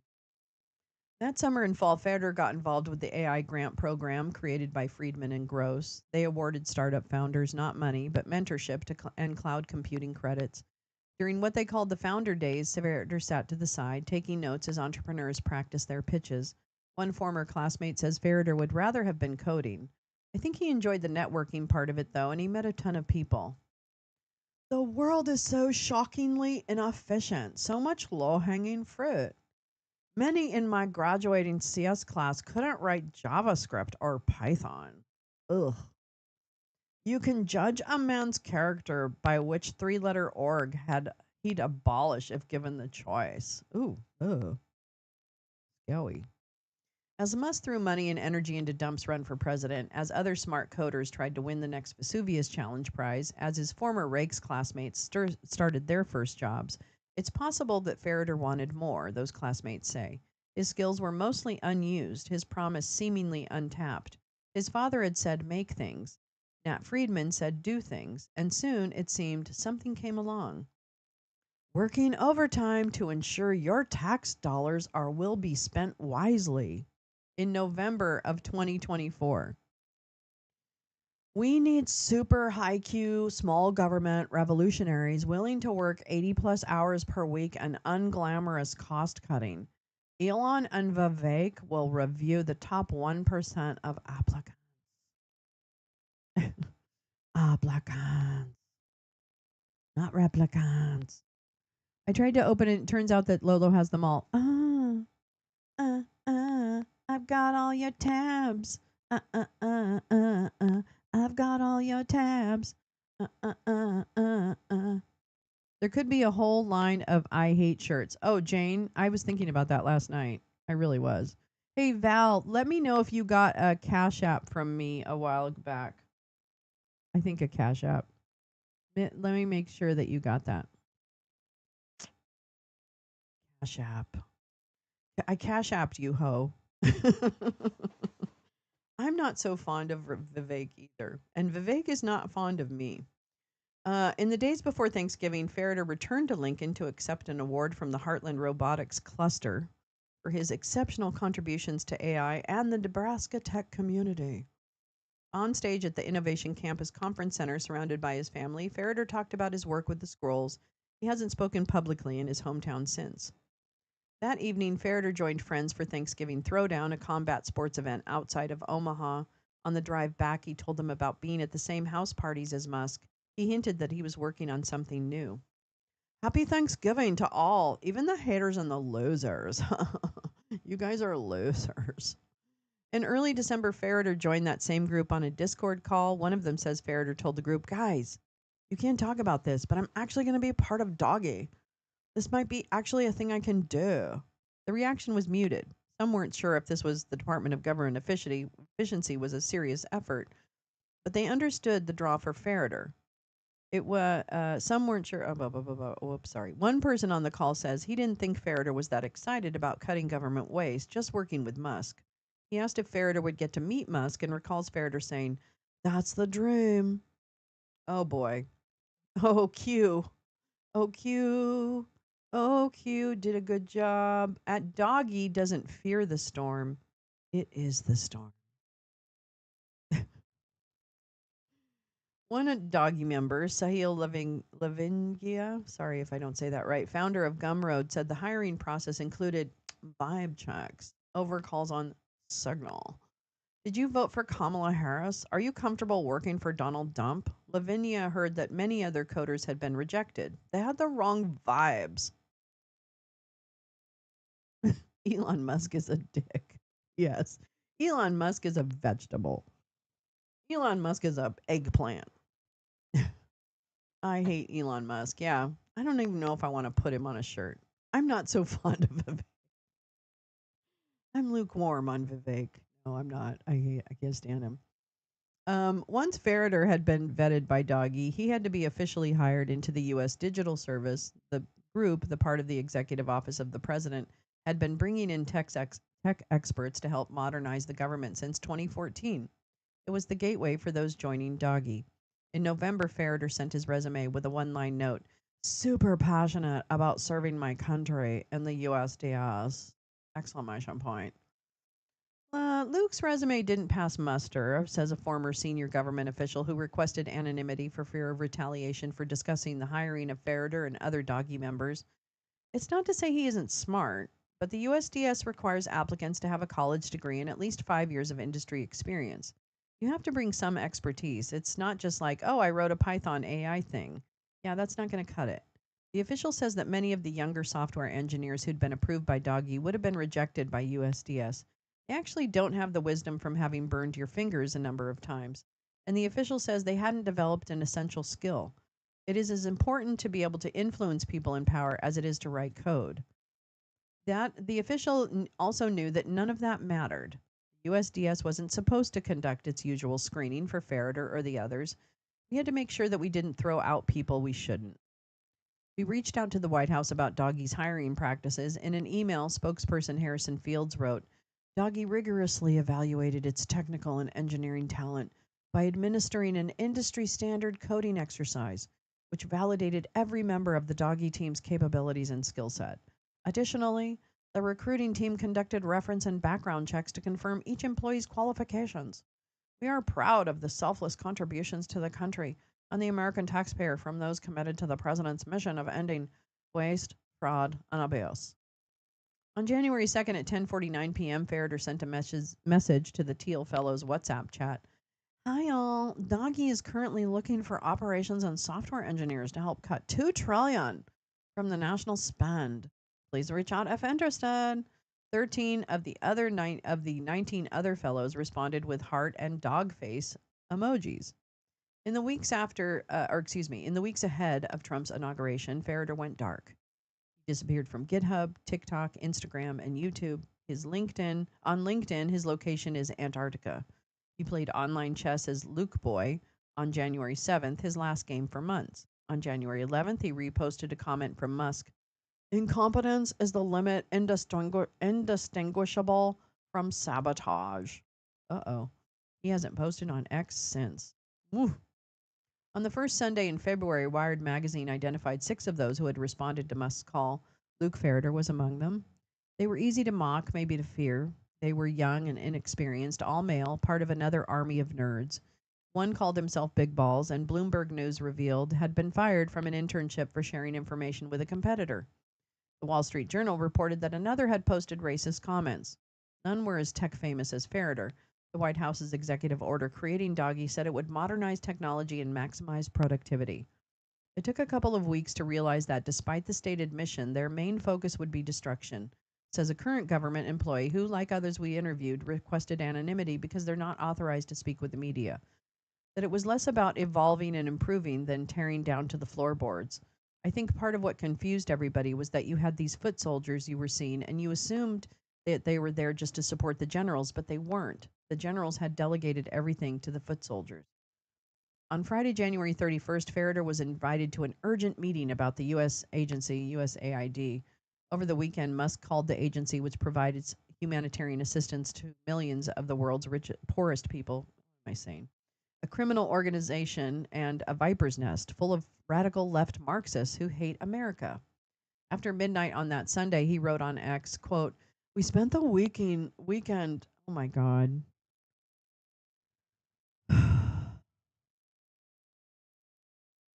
We spent the weekend feeding USAID into the wood chipper. Could have, I guess, gone to some great parties. Did that instead. Fuck this guy. Fuck his parents, too. Hey, Farrader's mom, fuck you. Fuck you, Mrs. Farrader. for raising a fucking heartless Nazi. Jesus. The New York Times reported that Ferreter had sent an email to doggy colleagues in the days before. He'd conducted a review of USAID payments made after Trump had ordered the agency to pause development spending. I could be wrong, Ferreter wrote. My numbers could be off.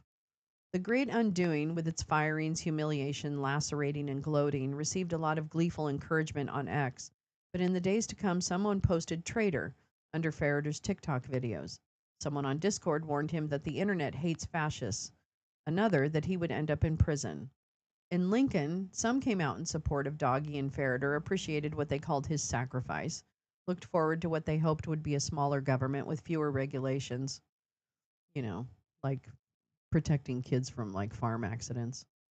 Yeah. Yeah, Gumroad is probably another grift. Yeah, 100%.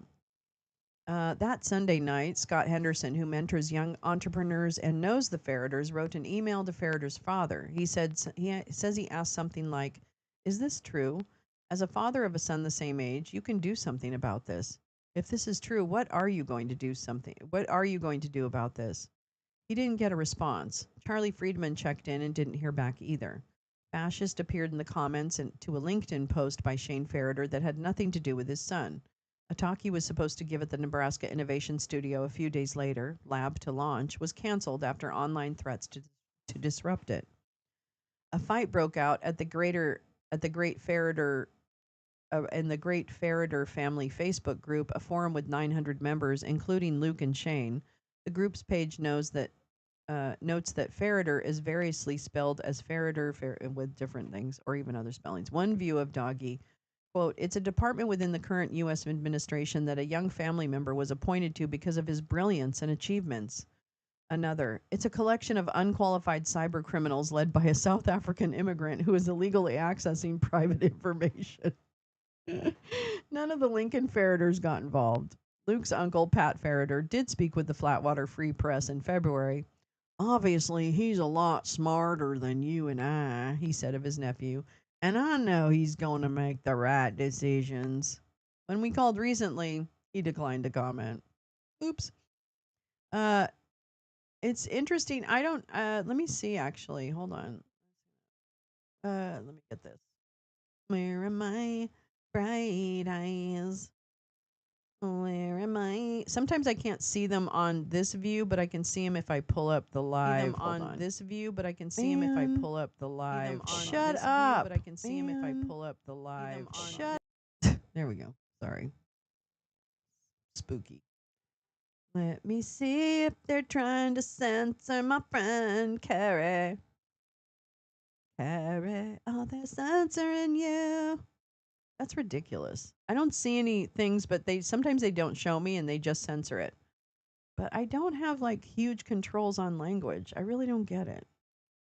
I don't get it. I don't get it. I'm sorry about that, Carrie. You can say whatever you want, love, as far as I'm concerned. Let's see. The moderators of a Discord server for Rakes alumni and students banned Ferreter. Oops. Luke has gone from simply disagreeing with many of us to actively fighting to hurt us in a position of governmental power. Former classmates were surprised that he had joined Doggy. Some were disturbed, some angry, some proud. Luke doesn't represent Rakes, and he isn't a product of it, says one. It felt cool for someone from the Rakes school to be in the limelight, says another. Then it very quickly turned to a little bit of concern. A third texted Ferreter something like, "Hey man, saw the news and I'm rooting for you." Ferreter replied something like, "Thank you, hope you and your family are doing well." Even some who believed he was doing harm were still concerned enough to inquire about him. "Thanks, I'm okay." But when a former friend posted an article critical of Ferreter and Doggy on Instagram, Ferreter replied with a meme of a crying baby in the caption, "When the corrupt elites can't access USAID anymore." Ferreter was blocked by that account too. The day after the Wired story came out, Nat Friedman posted on X, "Luke Ferreter is a national treasure." Musk replied, "The quality of the Doggy team is epic." When we reached out to Friedman, he didn't respond. Another investor who runs AI Grant asked the recipients not to speak with us either, according to a message we saw.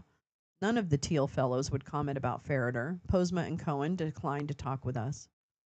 Casey Hanmer, a Silicon Valley entrepreneur who contributed to Farrader's work on the Vesuvius Challenge and says they remain in contact, emailed a statement. It says in part, his salt of the earth American patriotism has driven him to Washington to work on the problem that poses an existential risk to the survival of the United States at considerable risk to himself and his family.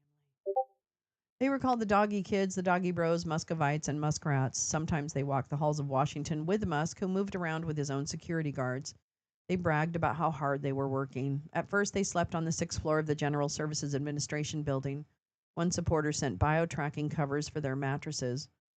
Some moved into an Airbnb known as Doggy Town, dined out together. They come as a group, says the former senior government official. That's the whole doggy thing. It's all doggy all the time. Like they're literally not given the mental space to go have an independent life experience and perhaps reflect on what they're doing. They expected to have loyalty from government employees. What do you think of Musk? What do you think of his companies? Musk promised transparency, but they operated in secrecy. For the first month, no one would confirm who was overseeing their efforts. Media reports named Steve Davis, who'd helped Musk cut cost at X and SpaceX, as effectively being in charge. Doggy members didn't identify themselves when they came into an agency, government employees told us, and demanded access to sensitive data but wouldn't explain why. I hate blank sold with fabric. Oh, that's a good idea, Jane. That's a great idea. That's a great idea. Oh, yeah, Max usually gets censored all the time. So I don't know what the trigger words for this dumb system are. I really don't. Let's see. They communicated on Signal, where they could make messages disappear. They shielded their work from public records review. This is like, okay, so this is disturbing. Part of the I don't know what the whole government record keeping acts are. I'm sure they're extensive, but I imagine that your communications about what you're doing, and this is my big complaint with, of course, there's huge complaints with everything this administration is doing, but one of the things that really sticks in my craw is that there has been no analysis produced that points to the waste, fraud, and abuse that have been cut in the rescissions packages and otherwise. And I've heard congressman after congressman ask some level of specificity on that, and they've never gotten a response, or they've gotten this half-assed, oh yeah, there's a report somewhere. Let me get back to you. You know, and this is my worry, is that the record keeping that has happened since this administration has come in, and we just read about it yesterday in terms of their ability to do surveys like economic surveys, which gives them an opportunity to actually evaluate and demonstrate what they're doing is valid. And not one, yeah, of course, no one has been charged with fraud because nothing has been illegal. Of course, there could be inefficiencies. That's that grain of truth within the disinformation. There could be deficiencies and inefficiencies, but then you do an analysis with the data that you have, which exists for every grant for USAID, and I know other grants as well, SAMHSA, everything else. So it's just a boondoggle. It's a boondoggle. They shielded their work from public records review. No one from Doggy, including Musk and Davis, replied to our emailed questions about their work or Farrader. They were busy, and Farrader may have been among the busiest. Good God, you'd see him and think he must be harmless, says a current government employee. And I guess he would be if other people weren't giving him an obscene amount of power and access and telling him to move fast and break things. Farrader helped assess, slash, or dismantle at least 9 departments and agencies after USAID. The Offices of Personnel Management and Budget, the Department of Education, Energy, Labor, Health and Human Services, the National Science Foundation, the Federal Bureau of Investigation, and the Consumer Financial Protection Bureau, according to interviews with dozens of current and former government employees and lawsuits and records seen by Businessweek. Oh, good. No, I just wanted to make sure I sent it to the right place, my love. That's all. I love you so much. On Friday, February 7th, Ferreter and 4 other young men from Doggy walked onto the fourth floor executive suite of the CFPB. Erie Meyer, who had just resigned as the chief technologist and was packing up her office, could identify only one, Ferreter. I recognized him because I have been a follower of artificial intelligence since the 90s, and he worked on decoding the scroll, and he just looks extremely distinctive, she says. Meyer noticed Ferreter and others jingling the handles of locked office doors trying to get in. There may be workplaces where that would be acceptable, but it's taboo in a law enforcement agency, she says. We lock our office doors because there may be extremely sensitive materials about ongoing investigations against publicly traded firms and victims and all sorts of things like that on our desks. She approached the 5. Can I help you? They said they were looking for some sort of document but didn't elaborate. I think they were surprised to have been confronted. Ferreter kept quiet. Meyer wanted to think the best of him. I love historical mysteries. I was kind of like, maybe this person cares about learning from our past mistakes or learning from the past to inform our future, she says. I was naively hopeful. A little while later, in her car, waiting to exit the garage, her phone lit up with notifications. Musk had just posted on X, CFPB RIP. Some of Ferreter's classmates wondered about the power he seemed to have been given. Like the entirety of Doge is scary. It's very much like going into a government and dismantling the core foundations.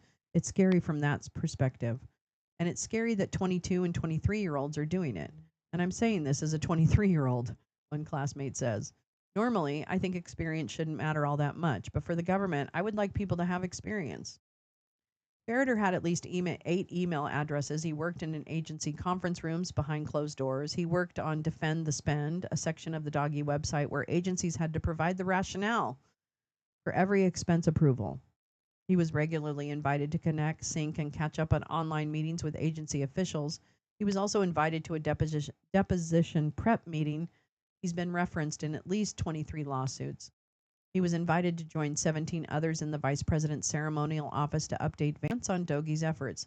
Okay, here's my prediction for this kid. Here's who's going to go down for like the unlawful access to data and dismantling and all the unlawfulness that is part of Doge. Who do you think's going to end up going to prison after all is said and done?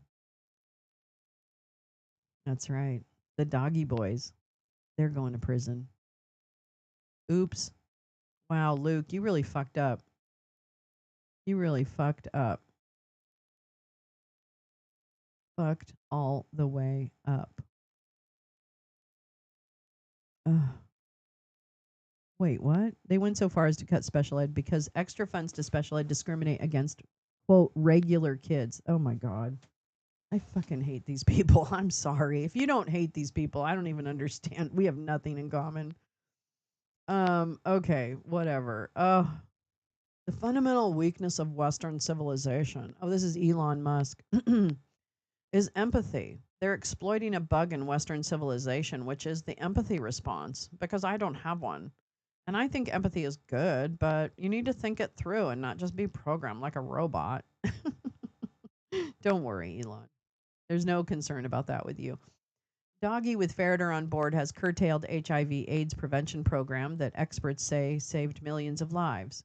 Withdrawn research, public health, and cultural grants because they included words like gender, trans, diversity, race, women, justice, equality, and climate. Gained access to sensitive data, fired thousands of civil servants. He's young, he's early in his career, and he wanted to impress certain people, said Lavinia, who's one of the few at Doggy who didn't go along with it all. He was fired after telling a journalist that he was impressed by the efficiency of the Department of Veterans Affairs. He briefly encountered Ferreter there. You're not going to get asked by Steve Davis to do this and then be in the room like, I'm not going to do that. You're going to be like, oh, I can totally pull that off in 15 minutes with some software that gets all these files from their computer so we can see what they're doing. Oh my God. In the lawsuit filed in February, one former government employee calls the breadth of Ferreter's access to data at Health and Human Services without precedent. Another, Jeffrey Grant, who'd overseen consumer and insurance information at Medicare and Medicaid, calls it alarming. Ferreter could get into systems used for payment management, grants, healthcare accounting, acquisitions, and human resources. He could get into the National Institute of Health's grant management and contract systems. as well as the Medicare and Medicaid acquisition system and its integrated data repository, which includes information on claims, beneficiaries, and providers according to the lawsuit's records. He could access grants.gov and 2 contracting systems for the Centers for Disease Control and Prevention. On Signal chats, employees shared sightings of Ferreter and his colleagues walking around Food and Drug Administration and NIH buildings, observing workers and asking what they did. Some employees told us they feared seeing his name on a video call or pop up in their inbox. Yeah, they already stole all the data. Fear changed to loathing. The doggy team wasn't what I expected, said as a current government employee who's interacted with Ferreter and other core members of Doggy. Marketed as tech geniuses, yet they could barely keep up with basic tasks. In reality, they were overconfident, drunk on power, and utterly clueless. They giggled and asked me how my day was going, right as they hit the keys to obliterate nearly a decade of my work. There wasn't even a flicker of understanding or care. It wasn't just the loss that gutted me, it was the audacity of their casual cruelty. Oh, that's powerful. Late April at the University of Nebraska in Lincoln, trees in bloom, the Bathtub Dogs a cappella group singing near the Jackie Gone Multicultural Center, students playing cornhole. The door to Shane Ferreter's office is closed. No one answers a knock. Ferreter isn't available at Virtual Incision either. The lobby displays the many patents he holds and a version of the mini robot launched into space. The surgical robot's early development at the university was funded by $4.2 million in grants from the U.S. Army, about $400,000 from NIH, and about $100,000 from NASA to prepare for that test mission aboard the International Space Station. During the pandemic, Virtual Incision secured a loan of about $262,000 from the Small Business Administration to pay staff salaries, and Ferreter himself received a loan for close to $21,000. He, along with engineers at the company, helped design and manufacture face shields for Nebraska's hospitals at the makerspace. Virtual Incision has raised more than $100 million in venture capital funding, by that measure making it one of Lincoln's most successful companies already. It's won approval by the FDA to begin marketing its robots for use in colon surgery. The company declined to comment for this story. Ferreter does answer a knock on the front door of his home around dinner time. He steps out, locks the door behind him. He's stern, in jeans, a red UNL sweatshirt, and baseball cap. He walks to his pickup truck in the driveway as he says it's too dangerous for his family to talk about his son or Dogie or the threats they've received. Then he heads off. That evening, the astrophysicist Neil deGrasse Tyson gives a talk, The Cosmic Perspective, at a performing arts center in Lincoln to mark Earth Day. It seats more than 2,000 people and is sold out. Early in his presentation, Tyson illustrates the power of exponential growth with a picture of Musk and an estimate of his wealth, $330 billion. The audience boos. At the conclusion of his talk, Tyson remains on stage to share a few thoughts about the government's stance against NASA, against science. We'll go backward, and the rest of the world will move forward, he says. We're supposed to make the next generation proud of us. Oh, dear. Yeah, no, Big Balls is a different one. Yeah. Shane Ferreter, he's Dr. Ferreter on campus, briefly appears at the Rakes Design Studio Showcase later that week. It's a big celebration, drawing professors and alumni, families, local business owners and executives, the Rakes board members, and Jeff Rakes himself. The school's executive director, Steve Cooper, had been welcoming earlier, but said he couldn't talk about Ferreter. University rules. Rakes isn't exactly eager to comment, but does say, Luke is a great talent. I wish he was still here. At that time, Doggy had cut at least $28 million in federal grants for the university. This came after UNL itself had to cut $5 million from its budget because of diminished state funding, and the university system was preparing to cut as much as $20 million more. What was lost or disrupted this spring? A study of agricultural methods to help the poorest farmers around the world. A project to help indigenous communities adopt traditional and sustainable farming to mitigate food insecurity. A project to cultivate a diverse engineering workforce. The dean of Ferreter's department, who was overseeing the effort, didn't respond to requests for comment. A new program to recruit, pay for, and otherwise support students from rural areas to return as teachers. It's a profound undermining of our future when we don't invest in our young. That's what our program is designed to do, says one of its leaders, Amanda Morales. What was lost beyond the university, opportunity, says one of Shane Ferreter's childhood friends, Kirk Zeller. He runs 2 medical device companies and helps others get going. Those kinds of early stage companies rely on funding from NIH and the Department of Defense. Companies won't make it when otherwise they might have, he says. All I do is raise money now, and it's brutal. He, like many in Nebraska, believes the government should be more efficient and accountable. But I think we're all a little surprised by the execution, he says of Doggy. They could come out of this as villains or heroes. It's a great concept and could be beneficial to every taxpayer. And if they get it on a good course, Luke could have a lot of opportunities afterward. If it continues in the way it is now, it's going to be hard for him. That, says Zeller, would be a shame. Really? I don't think so. In February, Scott Henderson wrote that email to Farrader's father. Please talk to your son. In April, he says, we are a small community. We have to work together. Some people are cutting each other out. Whatever comes, there must be people ready to pick up the pieces, repair, build for the future. In April, The Library of Darkness, the film about Brent Seale's quest to learn the secrets of the scrolls and his work with the Vesuvius Challenge, lost the last $50,000 of a $500,000 grant from the National Endowment for the Humanities. Work had to halt. Even though most of the grant was restored, the money came too late. The film's premiere in London this fall, hosted by the Herculaneum Society, had to be canceled. I don't even have the words to describe how backwards this is, says Laura Azevedo, executive director of the Filmmakers Collaborative, which supports the documentary. My project is redemptive. It's fixing something that is broken, says Seals of the Herculaneum Scrolls.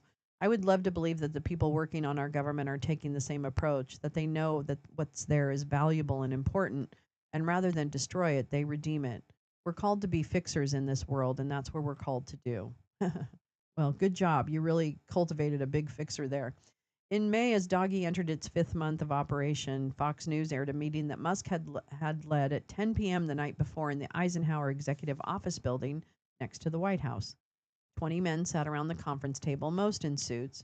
The Doggy members were nervous, earnest, cocky. One who dropped out of Harvard University to join Doggy said, most of campus hates me now. The host, Jesse Waters, asked, who's Big Balls? And Musk replied, that should be obvious. There was laughter around the table. Some noted that they'd encountered government workers who had great ideas and wanted to make changes. One described how they're modernizing the antiquated retirement process. We'd like to give a big thank you to all the government employees who are helping to reduce the waste and fraud, Musk said. We really couldn't do it without you. Oh, that's a picture. There he is. Oh my God. I don't even want that kid. Okay? I don't even want that kid. I don't even care how young. I don't want that white little nothing of a human. Nothing of a human. Shame on you, Farraders. You really raised a piece of shit. Sorry. On Musk's right was Waters, on his left, Steve Davis, Sam Corco, soon to be Chief Information Officer at the Department of Treasury, and Luke Farrader. That's the dream. Farrader wore a tie, sat up straight, didn't say anything that made it on air. We got a glimpse of Farrader's work calendar for the month. May 1st, an OMB Connect on the National Science Foundation. May 9th, a Microsoft Teams meeting to discuss grants at the Department of Labor with Thomas Shedd, a former Tesla engineer, and Wesley Everett, a department official. May 19th, a quick sync about the Department of Labor with Everett and a Doggy liaison. May 27th, a Microsoft Teams meeting with one person at the Justice Department and another at the FBI. On May 30th, Musk joined the president in the Oval Office to formally announce he was leaving Doggy. He promised to save the government $2 trillion, revised that to $1 trillion, and departed as Doggy claimed to have cut $150 billion in federal spending by its own unverified accounting. He said Doggy was like Buddhism. It didn't need the Buddha.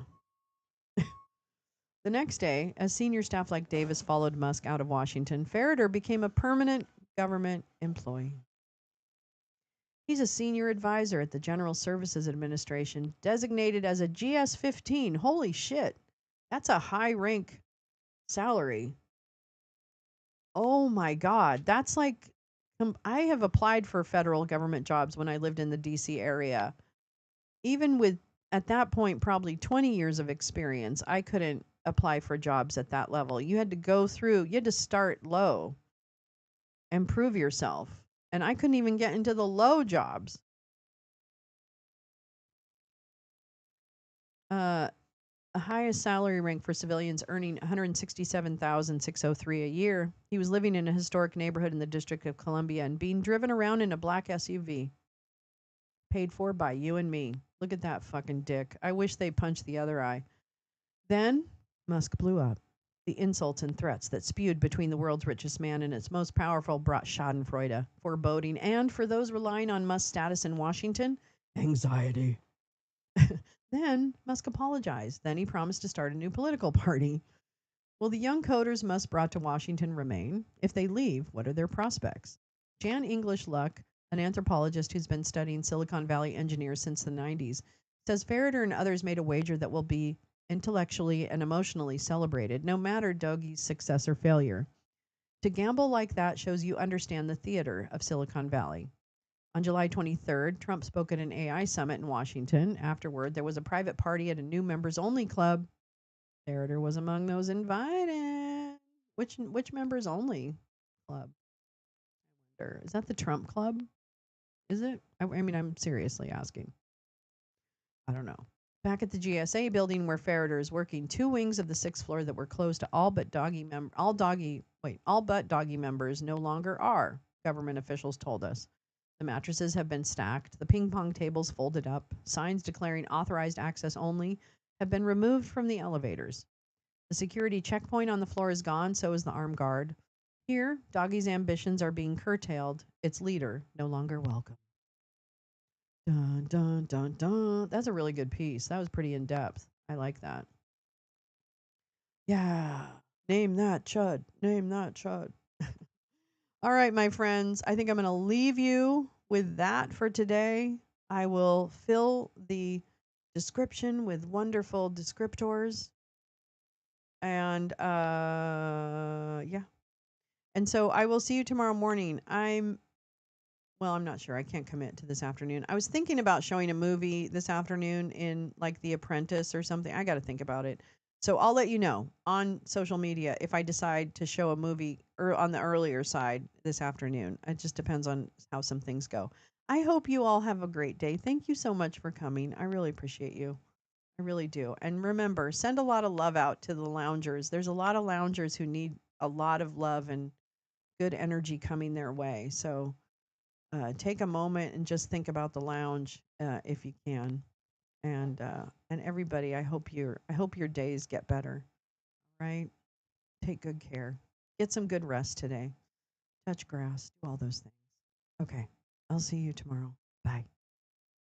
I mean, bye. I mean, really.